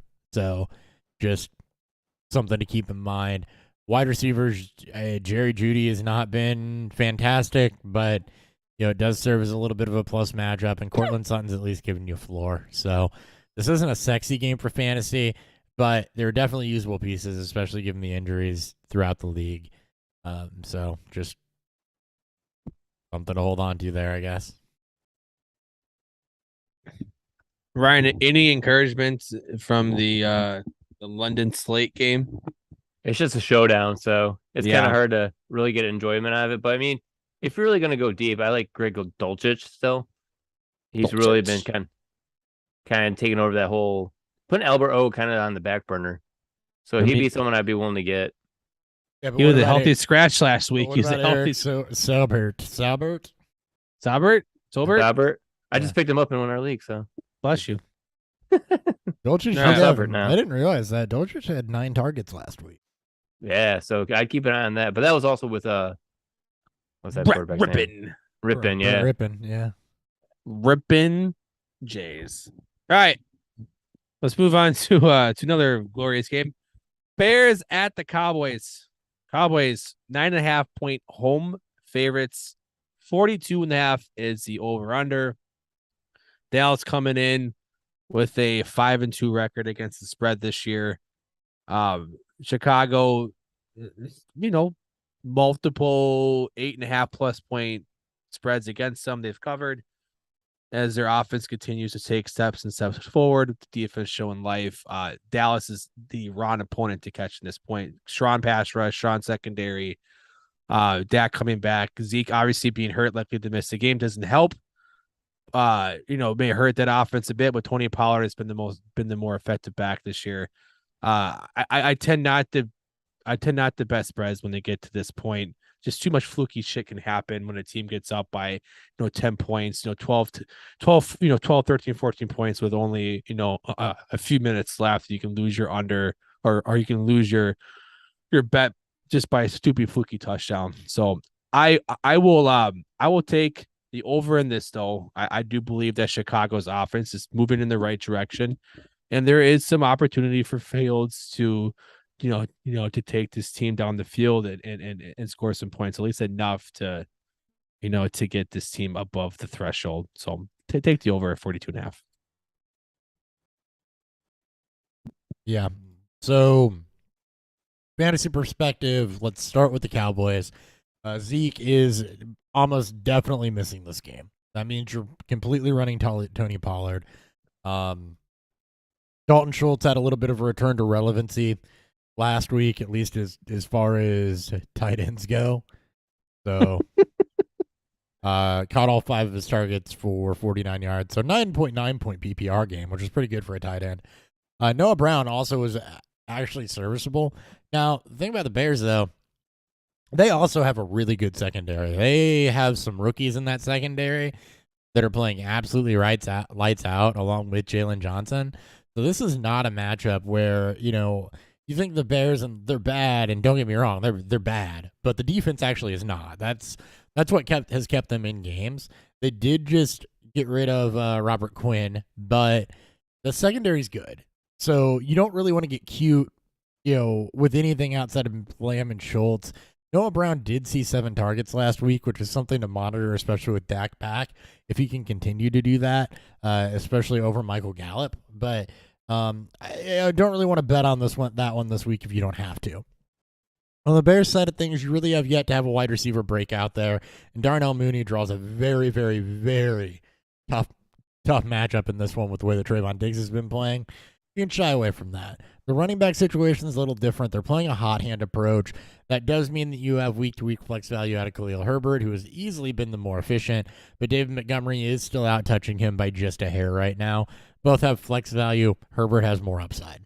And Justin Fields, if you need a stream, you have the rushing floor, and they're starting to trust him a bit more as a passer. Very nice.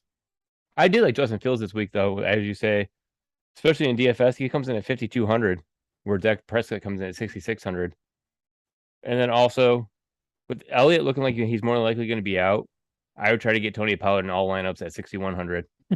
It's going to be chalk everywhere, man. Right? It's just chalk it's everywhere. Great for cash, though, but freaking $6,100. You have to have exposure, no matter what. And Herbert's just cheaper at 5,700. So the $400 savings, you got to pay up for that. They've already announced too that it's going to be a split back. It's going to be more split now with Herbert getting more work. Yep. I like the way that Herbert plays. Should be. He's been playing very, very well. So, Yep. Cowboys, by the way, have only given up one 100-yard receiver, and it was Cooper Kupp. So, yeah, we know. Yeah, I don't think anyone should be betting that Mooney gets 100 yards. Mark Andrews officially ruled out too. Isaiah Likely got the touchdown. What a tight end game this could have been if Andrews would have not gotten hurt. Wow. all right, I'm gonna have to go try to get Isaiah Likely someplace on Monday. Oh my god! Right? Jesus. A Bucks First touch for Julio Jones was a handoff. He got hurt. Julio Jones did. Good Lord. I don't know how severe it was because at this point Julio Jones doesn't pop up in notifications, but 1 carry, no yards. like, why would you give your receiver who's ailing from injury a handoff? I don't care what handoff it was, especially Julio. Oh my God, just what the Unfreaking fuck are you real. doing, Tampa? All right, Raiders at the Saints. Raiders 1.5-point favorites on the road. 49.5 is the game total. Raiders coming in riding a 3-game cover streak. Saints have officially announced Andy Dalton is the starting quarterback for the foreseeable future. Offense has been productive over the past 4 weeks. No game lower than 25 points. Josh Jacobs. Josh Jacobs, thank God. Saints and Raiders both don't have great defenses, so I kind of like the over here. Watch some of the injuries to guys like Derek Carr or like Darren Waller. Obviously, watch Devontae Adams' health. But there should be some score. This is a sneaky game stack to watch. One of the higher point totals of the week with the spread this low generally yields, some positivity to the back and forth side. Both teams are obviously prone to turnovers, but both offenses have shown the ability to put up some points in recent weeks. So, yep, I like the over. I really do not care. I'll probably lean the Saints just because they're the home team and they're not favorite. Fantasy side of this, Josh Jacobs is the easiest call that you can make. He's being good. used as a true bell cow. He's very, very good. Devontae Adams, like you said, keep an eye on his health. If he can't go, Matt Collins becomes a very, very viable option, but you're also going to want to keep an eye on Lattimore's health as well, as the week rolls on. So pay attention to that. Darren Waller also still ailing a bit. So this is going to be one of those kind of, you're not going to know a lot about the Raiders receivers until Sunday. But, if Adams is healthy, you don't want to go play anybody other than Adams anyway with Jacobs. Saints aren't going to push the pace enough for there to be some big secondary blowups here. On the flip side with the Saints, it's looking like you're going to be without Michael Thomas and Jarvis Landry again. That all points towards another just solid game for Chris Olave is what you want to play there. And then Juwan Johnson finally after It's so good. Yeah. 2 touchdowns. All we had to do was talk crap, and I'm telling you, it's the magic that we and he woke magic. up. It's what we bring. I talk crap about Juwan Johnson, then he goes for 2 touchdowns. So if you need a stream, you can go that route, I guess. And then it's basically Kamara on that side though. And again, Olave, who's gonna get all the receiving work. DFS, Ryan. How do you guys feel about the Raiders DST with Andy Dalton being a starting quarterback right now? I don't think they get a lot. I mean, their defense isn't good. I look at sacks. Obviously, a game like this, you're really hoping for because you're not going to get the points from the low point total. He's not getting sacked a lot. But he throws the interceptions a lot. So it's like I almost feel like Interceptions are like touchdowns. They're fluky, right? Yeah. Tip balls, like anything can really lead to a That's pick. Jameis Winston. 4 interceptions over the last, 4 weeks, but 4 interceptions over the last 4 weeks for Dalton. But 3 of them were last week. Let me go back to last year real quick. because they have the Raiders as the defense 7 right now I mean, on DraftKings. It's sacks too. So you look Yeah. last year too, at Andy Dalton when he was being forced to start. Well, for Dallas, was Uh, it Dallas last year? Or was that 2 years ago? That was 2 years ago at Chicago Okay. last year. Remember? Oh, fuck, that's right. Oh my god. And Oh man. his last several starts were 2 picks, 1 pick, 4 picks, 1 pick. So to answer your question, Ryan, It's totally fine because they're liable to get an interception or 4. Right? it's probably a reason why they're 7th, and they also have a strong pass rush with Max Crosby. don't expect to get to their point total because of points allowed. But there's got to be some He had a pick six potential here. pick in 5 of his last 7 games with Dallas too. Yeah. So yeah, again, That's a sneaky DSC to play. Yeah. this is why we do all of our research. Even though right not here. sneaky, it's our 7, but still.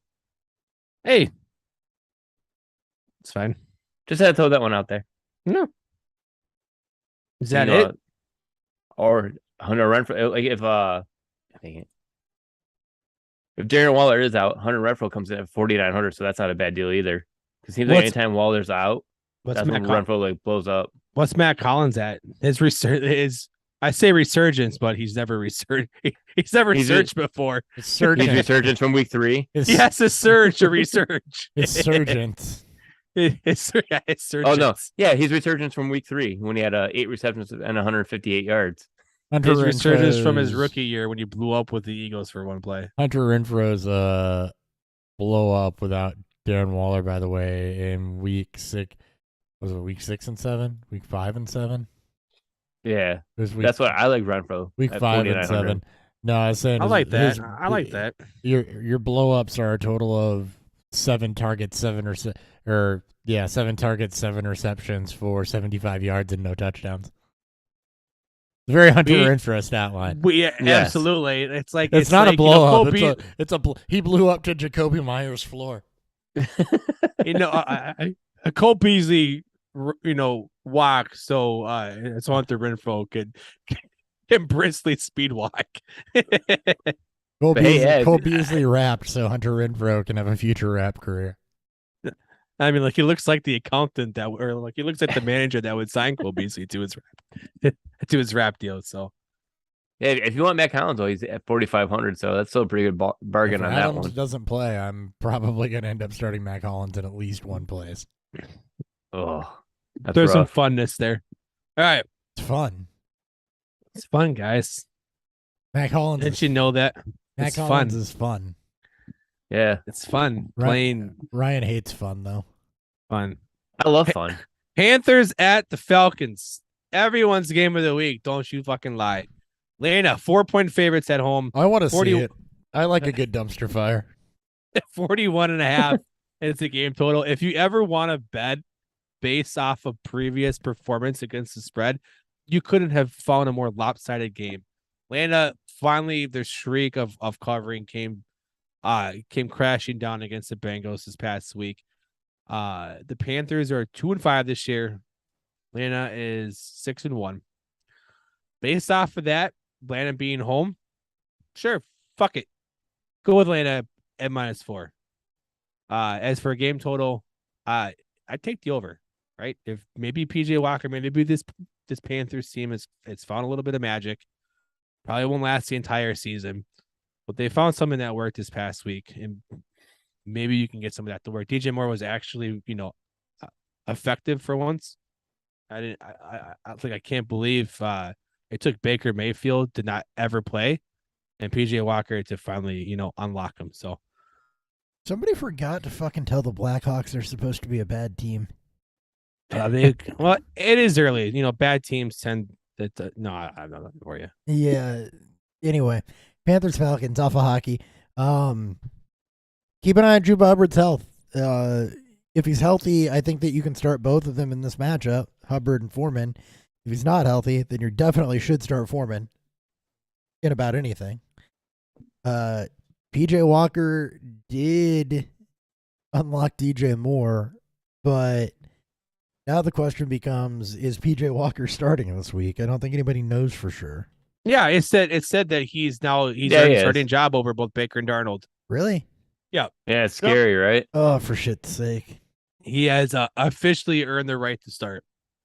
They said due to performance. I'm like, did you not watch him 2 weeks ago?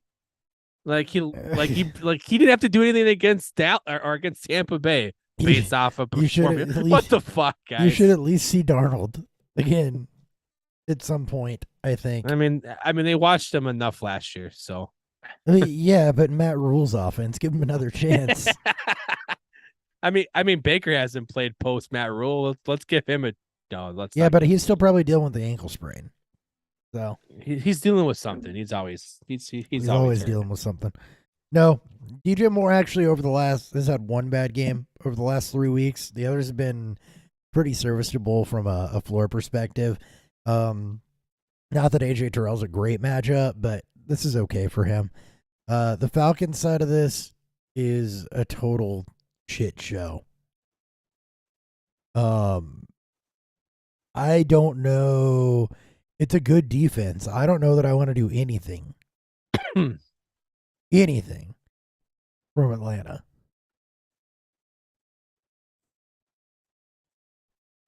I mean, I'm playing Algier, but again, It's injuries. not pretty. It's floor, but Yeah. He doesn't do anything. It's injuries. He doesn't not do anything. He is the super discount Najee Harris. He is not efficient, but he gets touches. I think he's more efficient than Najee Harris. He's at least getting over 3 yards. He's a carry. absolutely more efficient than Najee Harris. He's averaging about They're- 50 yards, 3 yards a carry, not involved in the receiving game at all, and can probably fall forward for a touchdown. So, Yeah, but so things. yeah, that's got some flex value, but there's really not anything here that you want. Drake London is he had 1 target, and Kyle Pitts had 5. He caught 3 for 9 yards. That's not good. He led the team in targets too. Yeah, it's a tough They threw- matchup. Avoid That this. was 16 pass attempts last week. Something like that. 13. Oh my god. Avoid Yeah, this. 13. And a game that they should have been scripted like very pass heavy when they were down 21-0, and Yeah. they still Yeah. just kept running the ball. Yeah, Arthur Smith is taking a lot of shit from because just of waiting this for- game. I'm ready for Ritter to come in.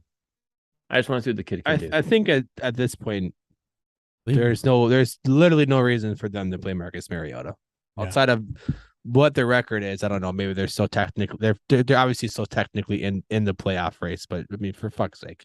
Nobody's eliminated right now. Actually, I haven't even looked. Oh, we got fucking trade questions here. Right. Let's go. Let's hear it. All right, first one from Hayden Uh, Hey, Hayden. Karpinski. Should I trade Nicholas Chubb and Brandon Ayuk for Stephon Diggs? In a dynasty? These are probably redraft. I would not think these are dynasty questions. I'm gonna always lean redraft unless specified. I mean, I'm not concerned about the Ayuk part of that piece. I think whether you give up Chubb to get a wide receiver depends on your roster construction, honestly. Because, I mean, Nick Chubb has been one of the most reliable running backs that you could possibly have, and you're talking a reliable upside there, as has Diggs. But so that one to me really comes down to, do you have a surplus of running backs that you're trading away from to where Chubb is expendable and you're fine to make that upgrade at wide receiver, or not? This is more of a roster construction thing. I think the value's fine, but in a vacuum, it's really hard to evaluate that because that's a big upside elite wide receiver for a big upside elite running back. And to me, that really just depends on, it's kind of a lateral move, in my opinion. So, unless you've identified, and I have some teams like this where, I've got a surplus of running backs, but I really need help at the wide receiver position because they're not putting it together for me, then, this is kind of a neutral deal to me. Ayuk, I'm not concerned with. The last thing I do, if I feel it's a lateral move between running back receiver, which I rarely ever, you always lean running back. Yeah. They are the most they're the most fragile. Look at what we're watching at the running back position now in Chubb. Yes, doesn't catch passes, and yes, Kareem will rob touchdowns from You him. don't need to when you're rushing for over 100 yards most games. I get to allure for Diggs, but it's a lot easier to make up wide receiver production and waiver wires than it is for running backs. So I have a very difficult time wanting to make a 1-for-1 move because it's pretty much a 1-for-1 move. Ayuk, I don't say he's dead, but he's probably one that's going to take the most hit from the CMC trade, just because of lack of overall touch of target volume amongst all players. I wouldn't do that. I love Diggs, and Hayden, if you want to post your team on here, man, and, we can double back to this. Ryan, what are your thoughts? No, I totally agree with that. It's like running back is like the gold. You don't want to get rid of it unless you have a true. And there's no Surplus. such You have a thing. true surplus. Yeah. There is no such thing as a true surplus to running back. Like if you have just when you somehow- think you say that, It's like starting pitching. You can never have enough of them because just when you say that, somebody's going to get hurt. Somebody's going to get but if banged you up. start Jonathan Taylor's going to miss 2 weeks, and all of a sudden, you there's don't. there's no true surplus to running back. Bruce There's Hall not. tears an ACL. You don't. Yeah, like we lose Javonte Williams to ACL, we lose Brees Hall to the ACL. James Robinson gets traded because of I'm trying to help the guy out here. I'm just trying to say, if you I- drafted 3 like running backs, you went running back in the first 3 rounds, and then started going wide receiver after that, you can kind of see that he might have a surplus of running backs. But me personally, I don't I ever don't think like Diggs would trading have running fallen backs. that far. Diggs would still be a first round pick. That's still a really good. Yeah. I mean, a Chubb is a top 3 running back in down it. Chubb was the second round pick. Chubb is a top 3 running back right now Yeah, in redraft. I would keep so Chubb. I think Yeah, you have to. I would too. Again, Hayden. So here's his running backs. He's got Aaron Jones, Devin Singletary. Wide receivers are Metcalf, Justin Jefferson, and Hopkins. Yeah, you don't need to make this move with Yeah, you don't Hopkins need- back no. and Nope. Jefferson. No. Yeah, you need hold Chubb. pat. You need Chubb more than you need Diggs. All right. Yep. Swavey JP. All right. First thing. This is a 2-for-1 deal. This is a little much for it. Should I trade T. Higgins and Michael Pittman for Stephon Diggs?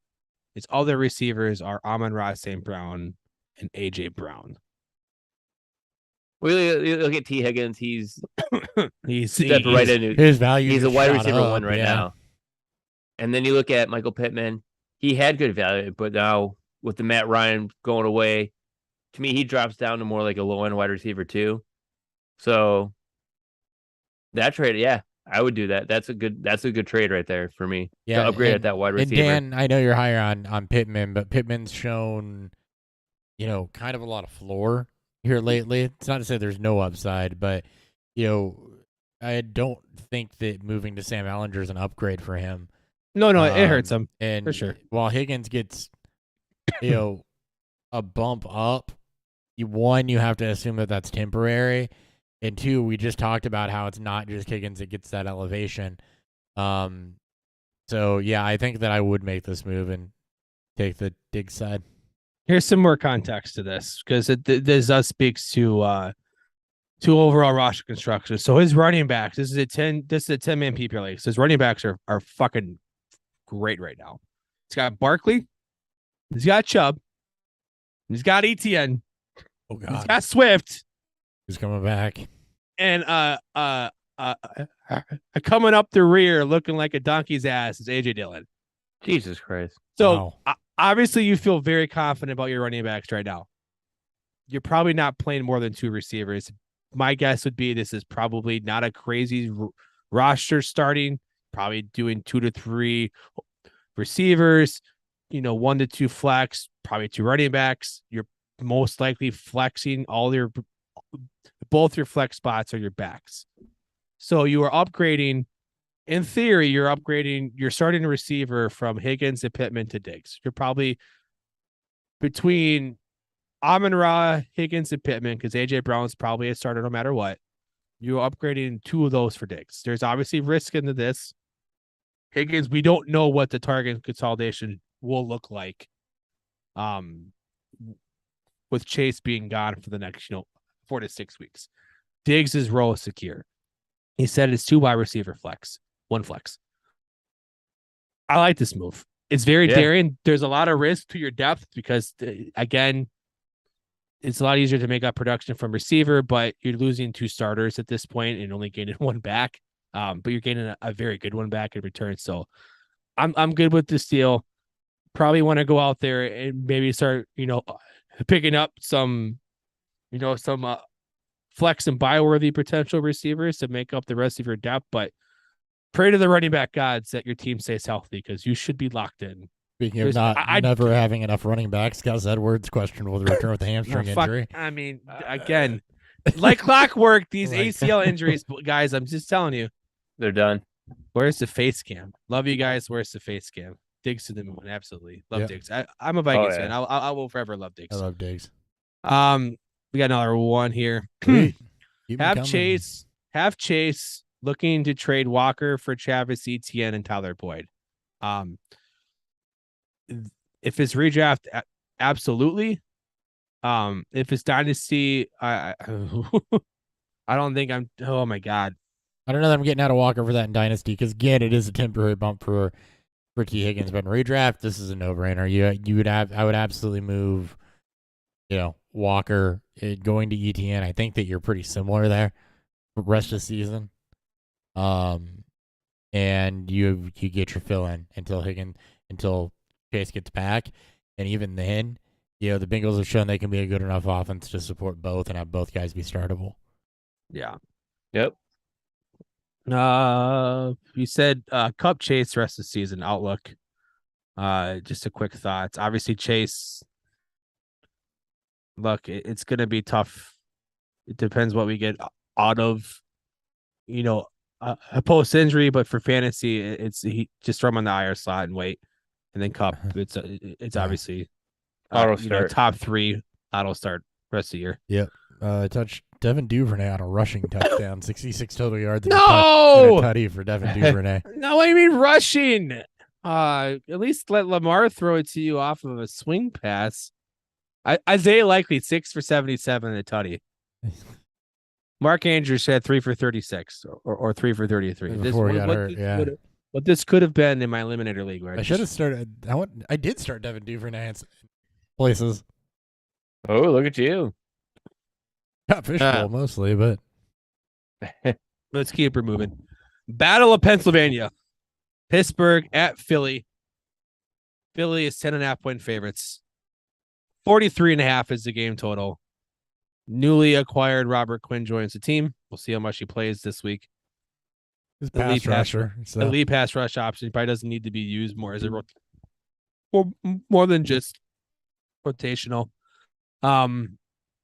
Again, these are double-digit points. I tend to shy away from. Just a lot of weird shit can happen for them. The game total is what intrigues me. Is I just Pittsburgh's defense is just so wish-washy. It's whether or not their offense can actually keep up. And when the spread gets to this high, it's an expected blowout against a rookie QB against one of the league's best defenses. Go under 43.5. That's one of my favorite plays. How Matt Canada has not been fired yet is a mystery to me. I know, right? This is like his hate is approaching Steve Sarkisian levels for me. And you remember that from year one. I mean, we had a whole chant that Nick hated, but we fucking did it because man, it's tough to do a lot with the Steelers right now. Obviously, Najee finally got up the snide. Okay, fine. This is a tough defensive matchup though. Deontay Johnson still getting the target volume, so you do have some floor there. Pat Freiermuth, very startable tight end. And look, I love what George Pickens is doing. This is going to be a test for that, but he's pretty much been a locked and loaded wide receiver too for the last several weeks now. So, I'm okay, especially with the injuries of running out Deontay for volume and Pickens just because the floor's been there. But just be cautioned. This is a very tough matchup. For an offense that's been very, very out of sync. It's a very tough defensive matchup. So if you have other options and you're on the fence, keep that in mind, especially when it comes to Pickens and Johnson. Darius Slade, one of the highest shadow corners in the league. Yep. Figures to be on Deontay Johnson this week. Yep. It's going to be tough. Pickett, turnover prone. So, apropos last name for him, Pickett. On the Eagles side of things, Miles Sanders, we talked about it. It's pretty chalk, really, for the Eagles. Like you said, what Steelers defense is going to show up, I don't know that it matters. Devonta Smith with all the injuries has, one of the better floors in the league. You've been totally fine with AJ Brown. Miles Sanders having a better season than we thought he would, and Goddard's a tight end that gets volume and is likely to finish top 10 most weeks. I mean, there's not a lot to say about the Eagles. They are pretty well chalk at this point. DFS plays. Pretty well chalk also. I would also look at playing the Eagles DSC. They're a little bit pricey. They are, I think, the highest this week. Oh, no, second highest this week at 3,900. With the way Kenny Pickett's been throwing those interceptions, and the way Philadelphia just kind of shuts down everyone, I think this is going to be the game for them. But you got to pay up to have it. You can do a little skinny stack of like Miles Sanders and in the Philly defense. You got to create the narrative. Or George Pickens in the Philly defense, because George Pickens seems to be the one that wants to catch passes from or Kenny Pickett's one that like looks for George Pickens more than anyone else. As you More should. than Mitch Trubisky. Yeah, absolutely. If anybody else is looking to throw, anybody other than those two is looking to throw to George Pickens, they're playing the game wrong. So Right. All right, before we move on, Swavey wants to know. JT for Chubb, straight up. Number, he has Chubb. Why would you want to take the downgrade at running back? I feel like right now, It's I just feel like you're just trading for a name. it's a lateral move at best. And right now, it's not a lateral move because Chubb is vastly outproducing JT. Yeah, and the Colts just took a step down on their overall offense. But yeah, no. Yeah. This Look, Colts team's a lot. Like this might be. I won't call it a last year for JT, but this is going to be like you have a poor defense, poor not okayish, but mostly poor defense and really poor quarterback. Even if he play. does return to something similar after the injury, then to what he was last year, is the upgrade really that significant to where it's worth the gamble? And I don't think so. no. But the upgrade's not there. I just don't see the upgrade there. I'm saying if he returns to Yeah, something similar to what he was last year, is But the upgrade even that then, significant? yeah, like both these guys don't catch passes, A lot. a lot. One of them has a running back, stealing touchdowns away from him, but one of them plays on a significantly worse offense. And at least Chubb is about to get puke Watson back at some point. So I think Tom Brady retires when Tampa Bay loses this game in 5 minutes. can we have a Tom Brady, Aaron Rodgers retirement in the same week? You know how much joy that would bring to not only me and to you guys, but to all of Twitter. Just like collectively watch Aaron Rodgers just say, "We can't say relax. We're already halfway through the season, yeah. Be like, and you're done. and you're done." I like All right. watching Green Bay suffer as a Lions fan. As all fans of teams that are not the Packers and NFC North, we all love to collectively watch Green Bay Dumpster suffer. fires. I'm sure Hopper would agree. Dumpster fires. Where is this game? All right. Moving on to Miami at Detroit. Miami, 3.5-point favorites on the road. 51.5 is the game total. Can Detroit's offense actually pick their shit up and get fucking producing? Because it's going to be a lot of points that they need to score to get to 51.5. Miami's not going to do that all on their own. And that's my biggest concern. I almost want to go under here just based off of what Detroit's shown us the past 2 games they've played. Gideon Swiftback helps. Unsure about Amon-Ra St. Brown, and Jared Goff has been pretty bad lately. Amon-Ra St. Brown will be back, which I think does help Goff a bit. And remember, St. Brown was a concussion that wasn't a concussion and went out early last game and then missed the 2 weeks before. So Yeah, still a lot of points. I'm going to go under here. I'm hoping Ron, but I just don't think Detroit's at the firepower that I can trust right now to want to say I can bet this game over. I actually like Miami to cover 3.5 on the road too. With Tua back. got a lot of questionables around Detroit here. Did you not? Is there no cams going on? This guy's saying we don't have our cams on. Oh, you know Mine's what? on. No, I never. Took You I never. you took never the- took the I graphics never took the off. graphic off. Swavey said he subbed to us. Swavey, bro. New There you go. sub. Thank you for all the questions. Sorry. I can't- Wow. Yeah. Whoops. Oops. You know, We've done this for almost 5. We've done this for over 400 episodes. 400 episodes, 5 years. I still do that a couple times a year. It's great. A lot, we do have lot faces, going on buddy, over by the here. way. Yeah, my bad. Yeah. I thought he was saying that as a joke, but then I'm like, well, he's just said it again. Like, did he just forget to take the graphic off again? You know, it's bad. You have a lot of It's- work to do. You have a lot of work It's to do. I get it. bad when it's bad when we know exactly what I did before. Yeah. That tells you it's not the first time, and it's definitely not the first time. Am I still a stick figure on He that goes, thing? Yeah. he goes, he goes, the cams were not on. Like, no, the cam was on the entire time. Cams were on the whole The- time. I just never the took the intro graphic down. The intro That's my graphic bad. never came off. Yeah. Oops. It's fun. But if you could see through the intro graphic, the cams were there. Yeah, if you can see our faces. What am I talking about? Lions. Dolphins, Lions. Li- Dolphins, okay. Lions. Dolphins are chalk. Don't not much else to say there. It's against the Lions. They're chalk. You know what that means. The Lions side of this, I also think you can go pretty chalky as far as Amon-Ra, Swift, and Hawk go. I think Goff is streamable. The Dolphins defense, kind of middle of the road. And we have seen Detroit come out with firepower when they were full strength. They've been banged up at the wide receiver position the last several weeks. They haven't had Amon-Ra. They haven't had Swift for the last, I think, 4 weeks. Not that Jamal Williams is bad by any means, because he's definitely more than filled in well, but they're just not the same type of player as far as it comes to opening up the passing game.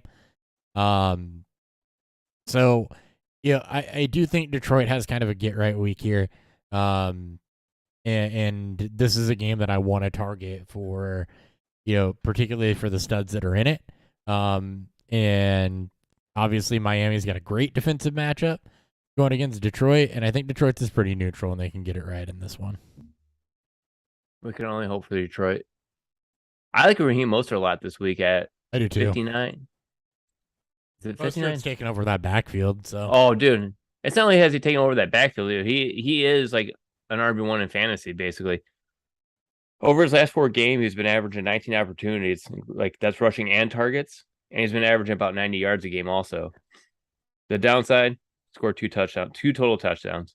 Touchdowns are But- fluky. fluky. Right. Will come. They can come back.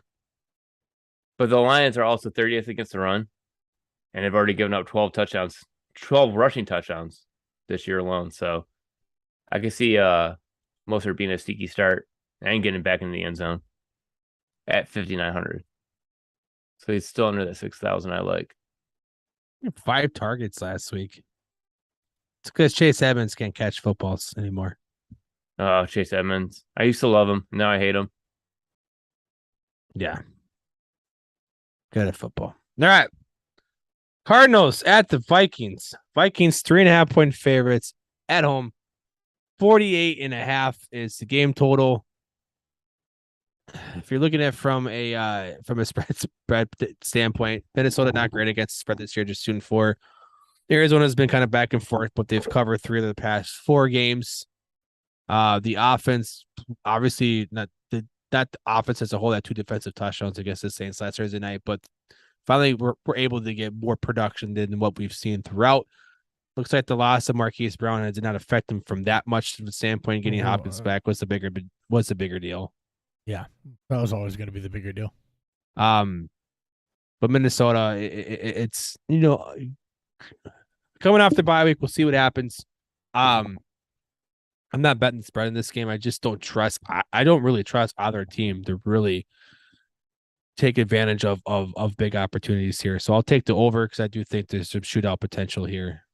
Definitely shootout potential. So over 48.5. All right. Arizona, we're gonna have to watch the running back situation into Sunday, and see what goes on there. Benjamin's obviously been starting the last couple weeks. James Conner, practicing in a limited fashion, so definitely gonna have to watch that backfield. In the passing game, Ertz has been fine all year. Then it's Hopkins as far as the wide receiver game goes. It's about all you need out of that. On the Viking side of this, I like Kirk Cousins as a streamer this week against Arizona. Here, let me throw some real stats behind that. I feel like I've been lacking real stats this episode. You got to get some more real stats in here. Let's just hope it backs up what I was going to say. Yeah, Cardinals giving up the 7th most points to fantasy quarterbacks. They give up 36 to Andy Dalton, 30 to Jalen Hurts. So, shaping up to where this could be a pretty big day for Cousins. I like Thielen this week. Thielen is no longer, what I would consider an every week start, but the target volume's been there. Since week 2, he's had over 7 targets. He hasn't broken 100 yards.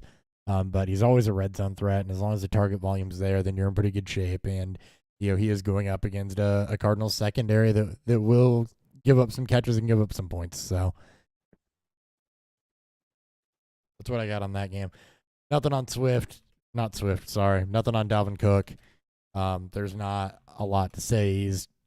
He's healthy. You play him. He's not had quite the upside you would hope for, but he's been absolutely fine. He'll get it there. I like Irv Smith. I mean, it's Arizona. You start tight ends. You play tight ends against them. I mean, look, we were laughing about Juwan Johnson and his 2 touchdowns from last week. The weeks prior to that, Noah Fant and Dallas led their teams in receiving yards. That's not going to happen this week with Irv Smith, not with Justin Jefferson on the field, but you get the point. I would start Irv Smith at $3,500, especially with no Kelsey this week. And no Andrews now, because Andrews played tonight. It's a good call. Give him the touchdown upside. I mean, he's right there in that I'm going to give you 3 to 4 receptions and 30 to 40 yards as a tight end. So I don't have to be heartbroken by Mark Andrews getting hurt. He's still actually going to be within 2 points of a tight end 1. So he can finish as tight end 11 still. All right, we got a question. This kind of sounds like a humble break question because he's asking us to sit one of these players. Okay. And it's like the entirety of the top of his roster. So between all these, they're both running backs, receivers too, by the way. Sit one. Dalvin Cook, Nick Chubb, Ramondre Stevenson, Tyreek Hill, Amon-Ra St. Brown, DeAndre Hopkins. I think I'd sit Amon-Ra St. Brown. Just because of that high ankle sprain. Stevenson and Amon-Ra for me. I mean I think that was always it's always been the play. I mean Cook's been a bit inconsistent, Patrick. That's definitely been true, but again, he's been inconsistent, but an inconsistent. He also came off a 4 touchdown game, or was it, or 3 touchdown game pre-bye. So it was a 4 touchdown game pre-bye, and then a 2 touchdown game, and it was it was over 100 scrimmage yards in that 4 touchdown game. He was right at 90 before that. He's had touchdowns. Dalvin Cook been good for a touchdown in 3 of the last 4 games that he's played on the ground. So, and in the air. He's actually in those 3 of the last. I'm looking at the wrong thing. Sorry.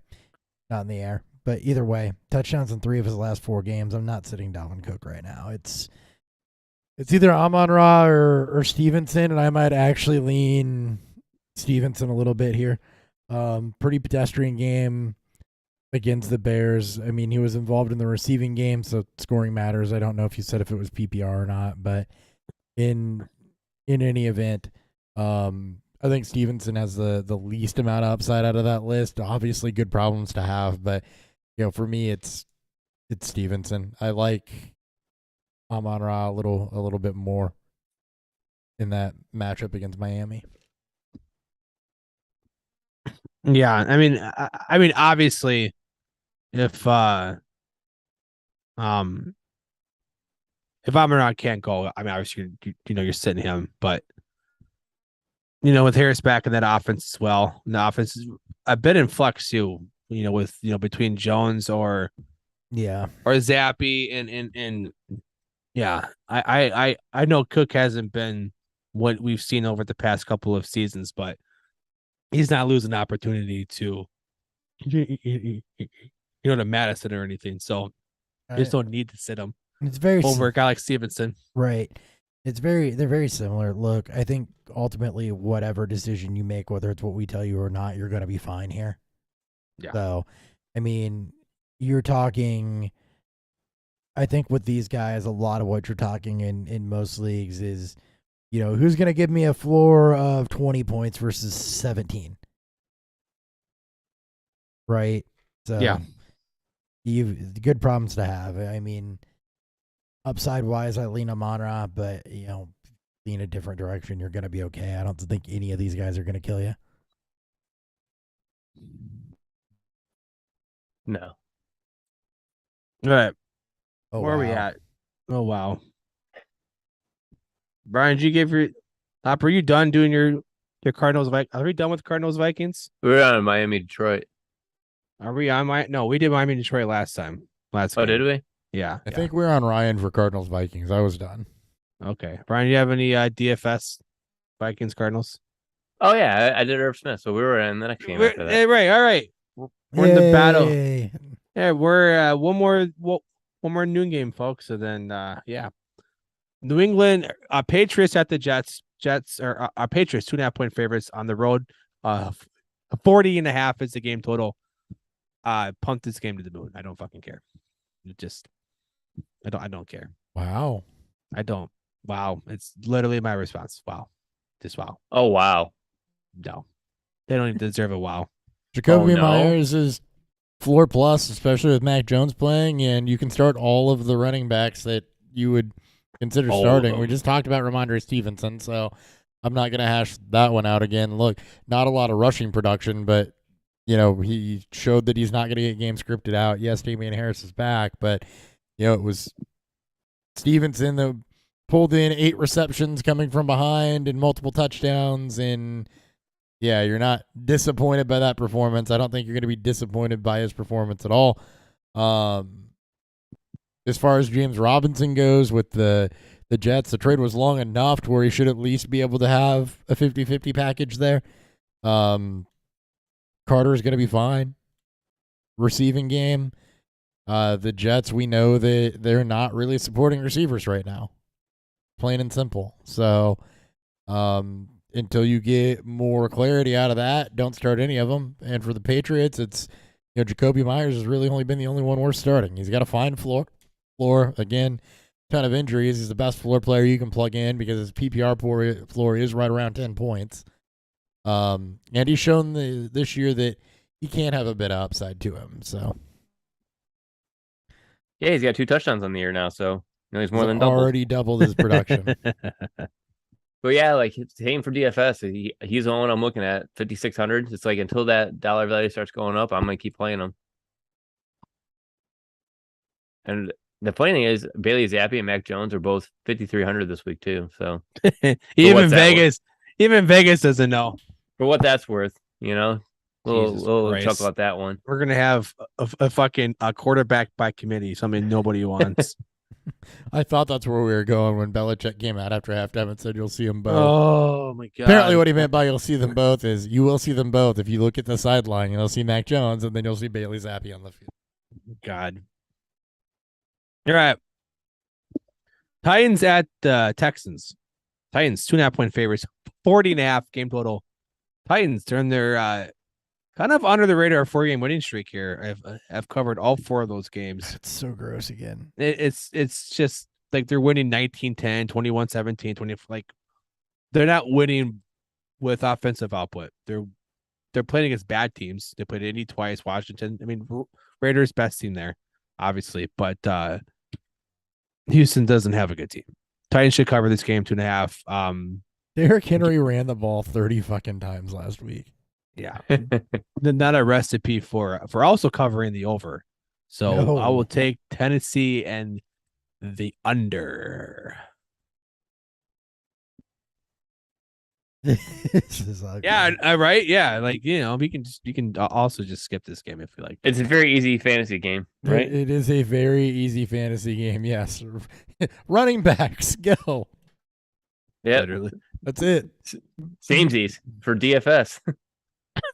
Jesus. All right. Who would you guys rather have rest of the season, Mahomes or Lamar Jackson? Mahomes. Yeah, Mahomes. All right. Giants at the Seahawks. Seahawks. The Giants just can't get the respect they deserve. Game of the At week. 6-1, Seahawks are 3-point favorites at home. Vegas didn't learn their lesson, trying to get Jacksonville to favor. Seahawks 3-point favorites at home. 44.5 is the game total here. Again, the Giants. I mean, Seattle's been fun, right? The offense has been great. Defense stepping up. A lot of good draft picks. Look, I'll be surprised if we get good Geno for the entirety of the season. And the Giants, all they do is win dirty. That is their MO. Their offense does not need to be productive. Their defense is good enough to withstand the What do inconsistencies you mean? of it. Daniel Jones gonna run for 1 billion yards? Oh my god! And then trip over himself after 3 yards because that's what he does. Again, Giants +3. Giants money line. Fuck it, you're getting better odds. Giants money line, right? At some point they're gonna this is gonna catch up to them. I don't think it starts in Seattle. Yeah. I'm watching Wandale Robinson. I don't want to necessarily play him, but he was the leading target getter, all 5'6" of him. Hey, someone's got to be Rondale Moore. If Rondale Moore, can't be Tavon Rondale Moore. Austin all over again. Hey man, Yeah, Wandale right. Robinson's awesome. Moving on. Wandale. Nope. Moving on. For Seattle, Lockett banged up, Metcalf banged up. You're gonna have to check in Sunday to figure out about that wide receiver game when we know who's active and who's not active. Either way, Dan's absolutely right. The Giants win games dirty. They win them with defense. This is not a strong matchup for them. You are going to see plenty of Kenneth Walker and Saquon Barkley. This is another one where I just look at it and I say, Running backs. oh, yeah, running backs. Okay, cool. Keep her moving. I do think there's going to be some wide receiver value in this game, particularly on Seattle's side. We just won't know who it is until Sunday.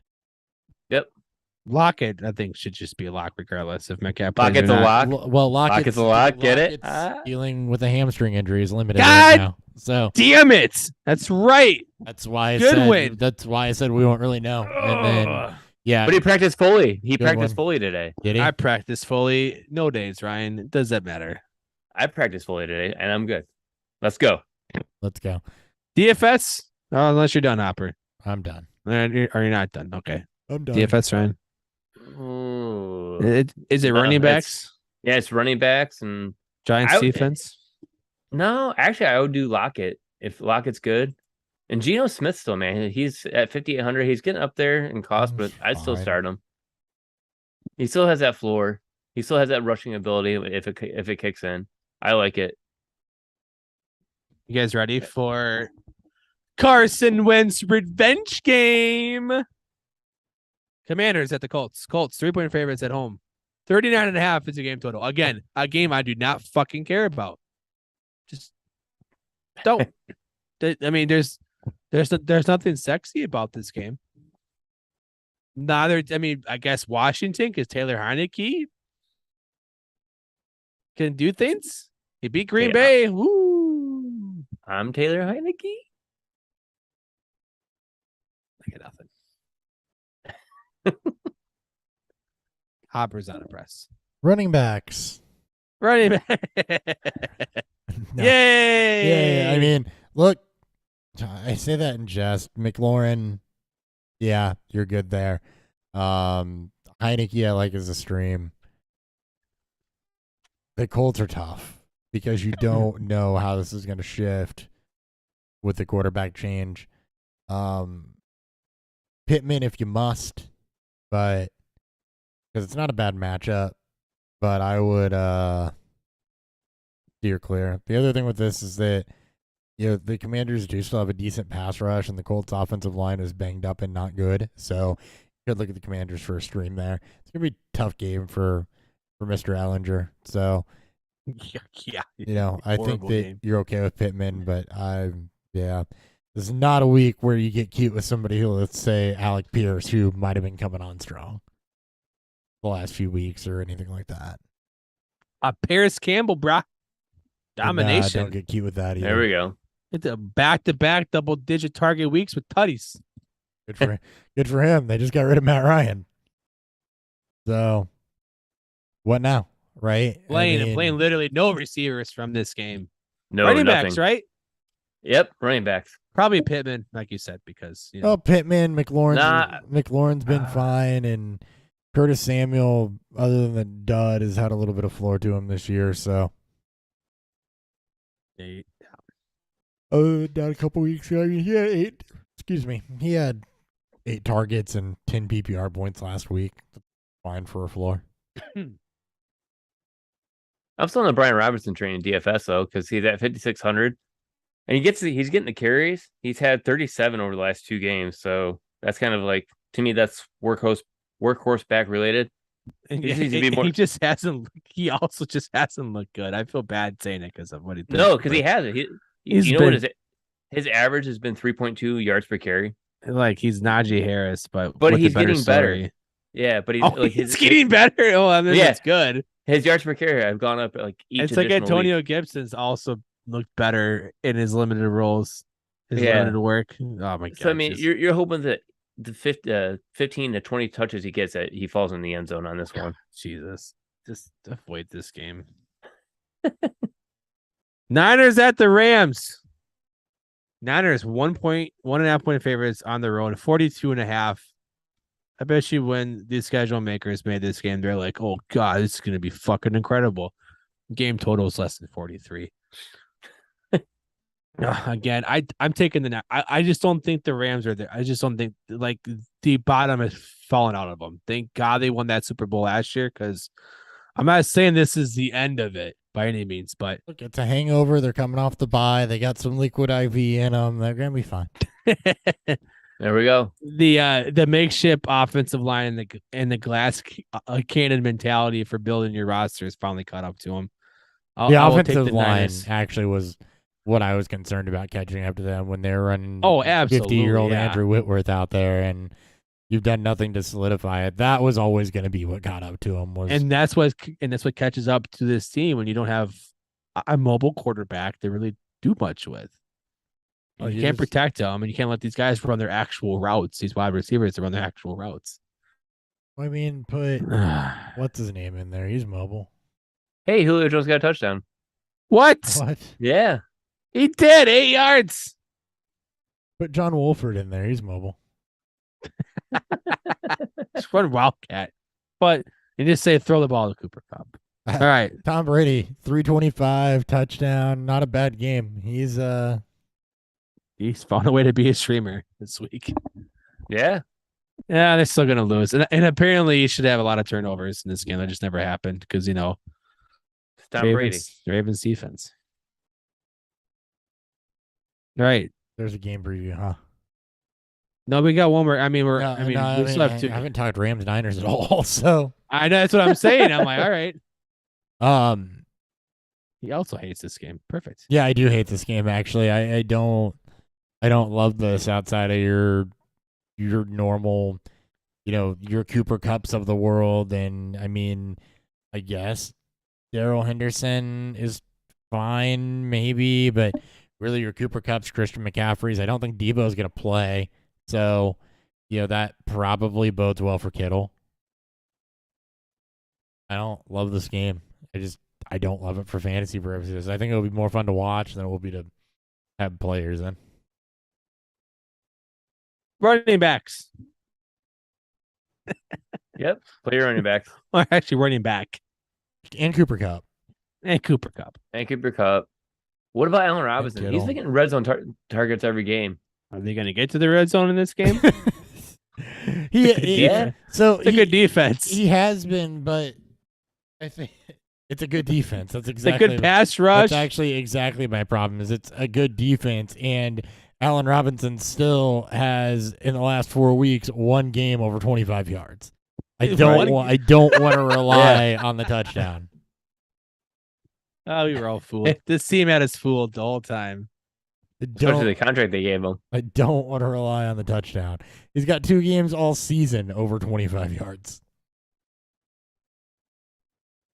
So what about Ben Skoranek? A cheap one, if you go deep in DFS on that one. Oh, And Ben, What do you mean no?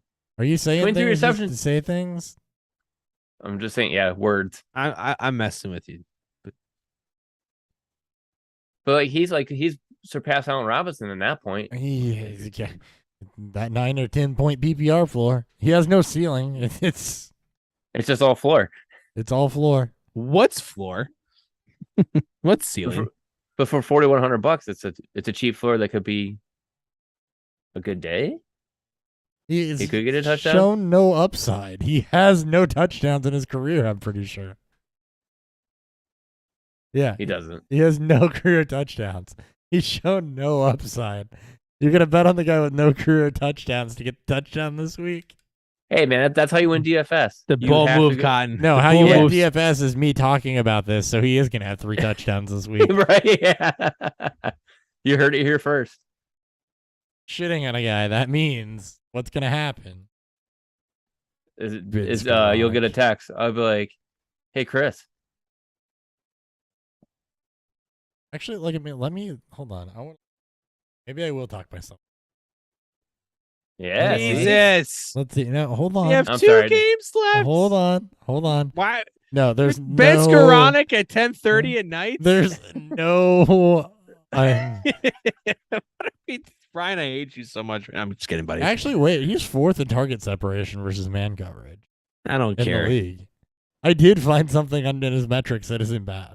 Everything else is bad. Because damn there's Kenny there's Seferian- 6 cover because there's 6 defensive back on him. It sucks.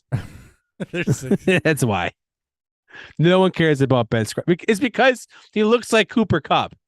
Like he No. wears the teens number, and he's white, and they're like, oh God, They're about the We same can't be- size. they're about the same size. They're almost built the same. Like we can't cover 2 of these Actually, guys. the athleticism is pretty close to the same. Jesus Christ. right?" Ben Skoranek, take your mask off. Chris is gonna go pick him up everywhere tonight. He's all over him now. All right. Dynasty, I might take some flyers here. See, gosh, see, this just the names I come up with at the end. No. This isn't bad. What's his drop? He's No. only got 1 drop this year. That was the problem last year. Jesus He's Christ. 4th against man. 4th in separation against That's man your only coverage. thing you have. He's 4th against man. He's 4th against man. He's outproducing Allen Robinson. Because when his A quarterback floor. sucks. So, I mean, that's a thing. It's because he runs the short routes like Cole Beasley. His yards And- per and- route. 1.1 yards per route run, 76. Oh, target accuracy, though, he's 8th. So, I mean, Yeah, it's because it's Stafford working out. Stafford can find him a yard downfield. I'm We're sorry, moving Dan. on.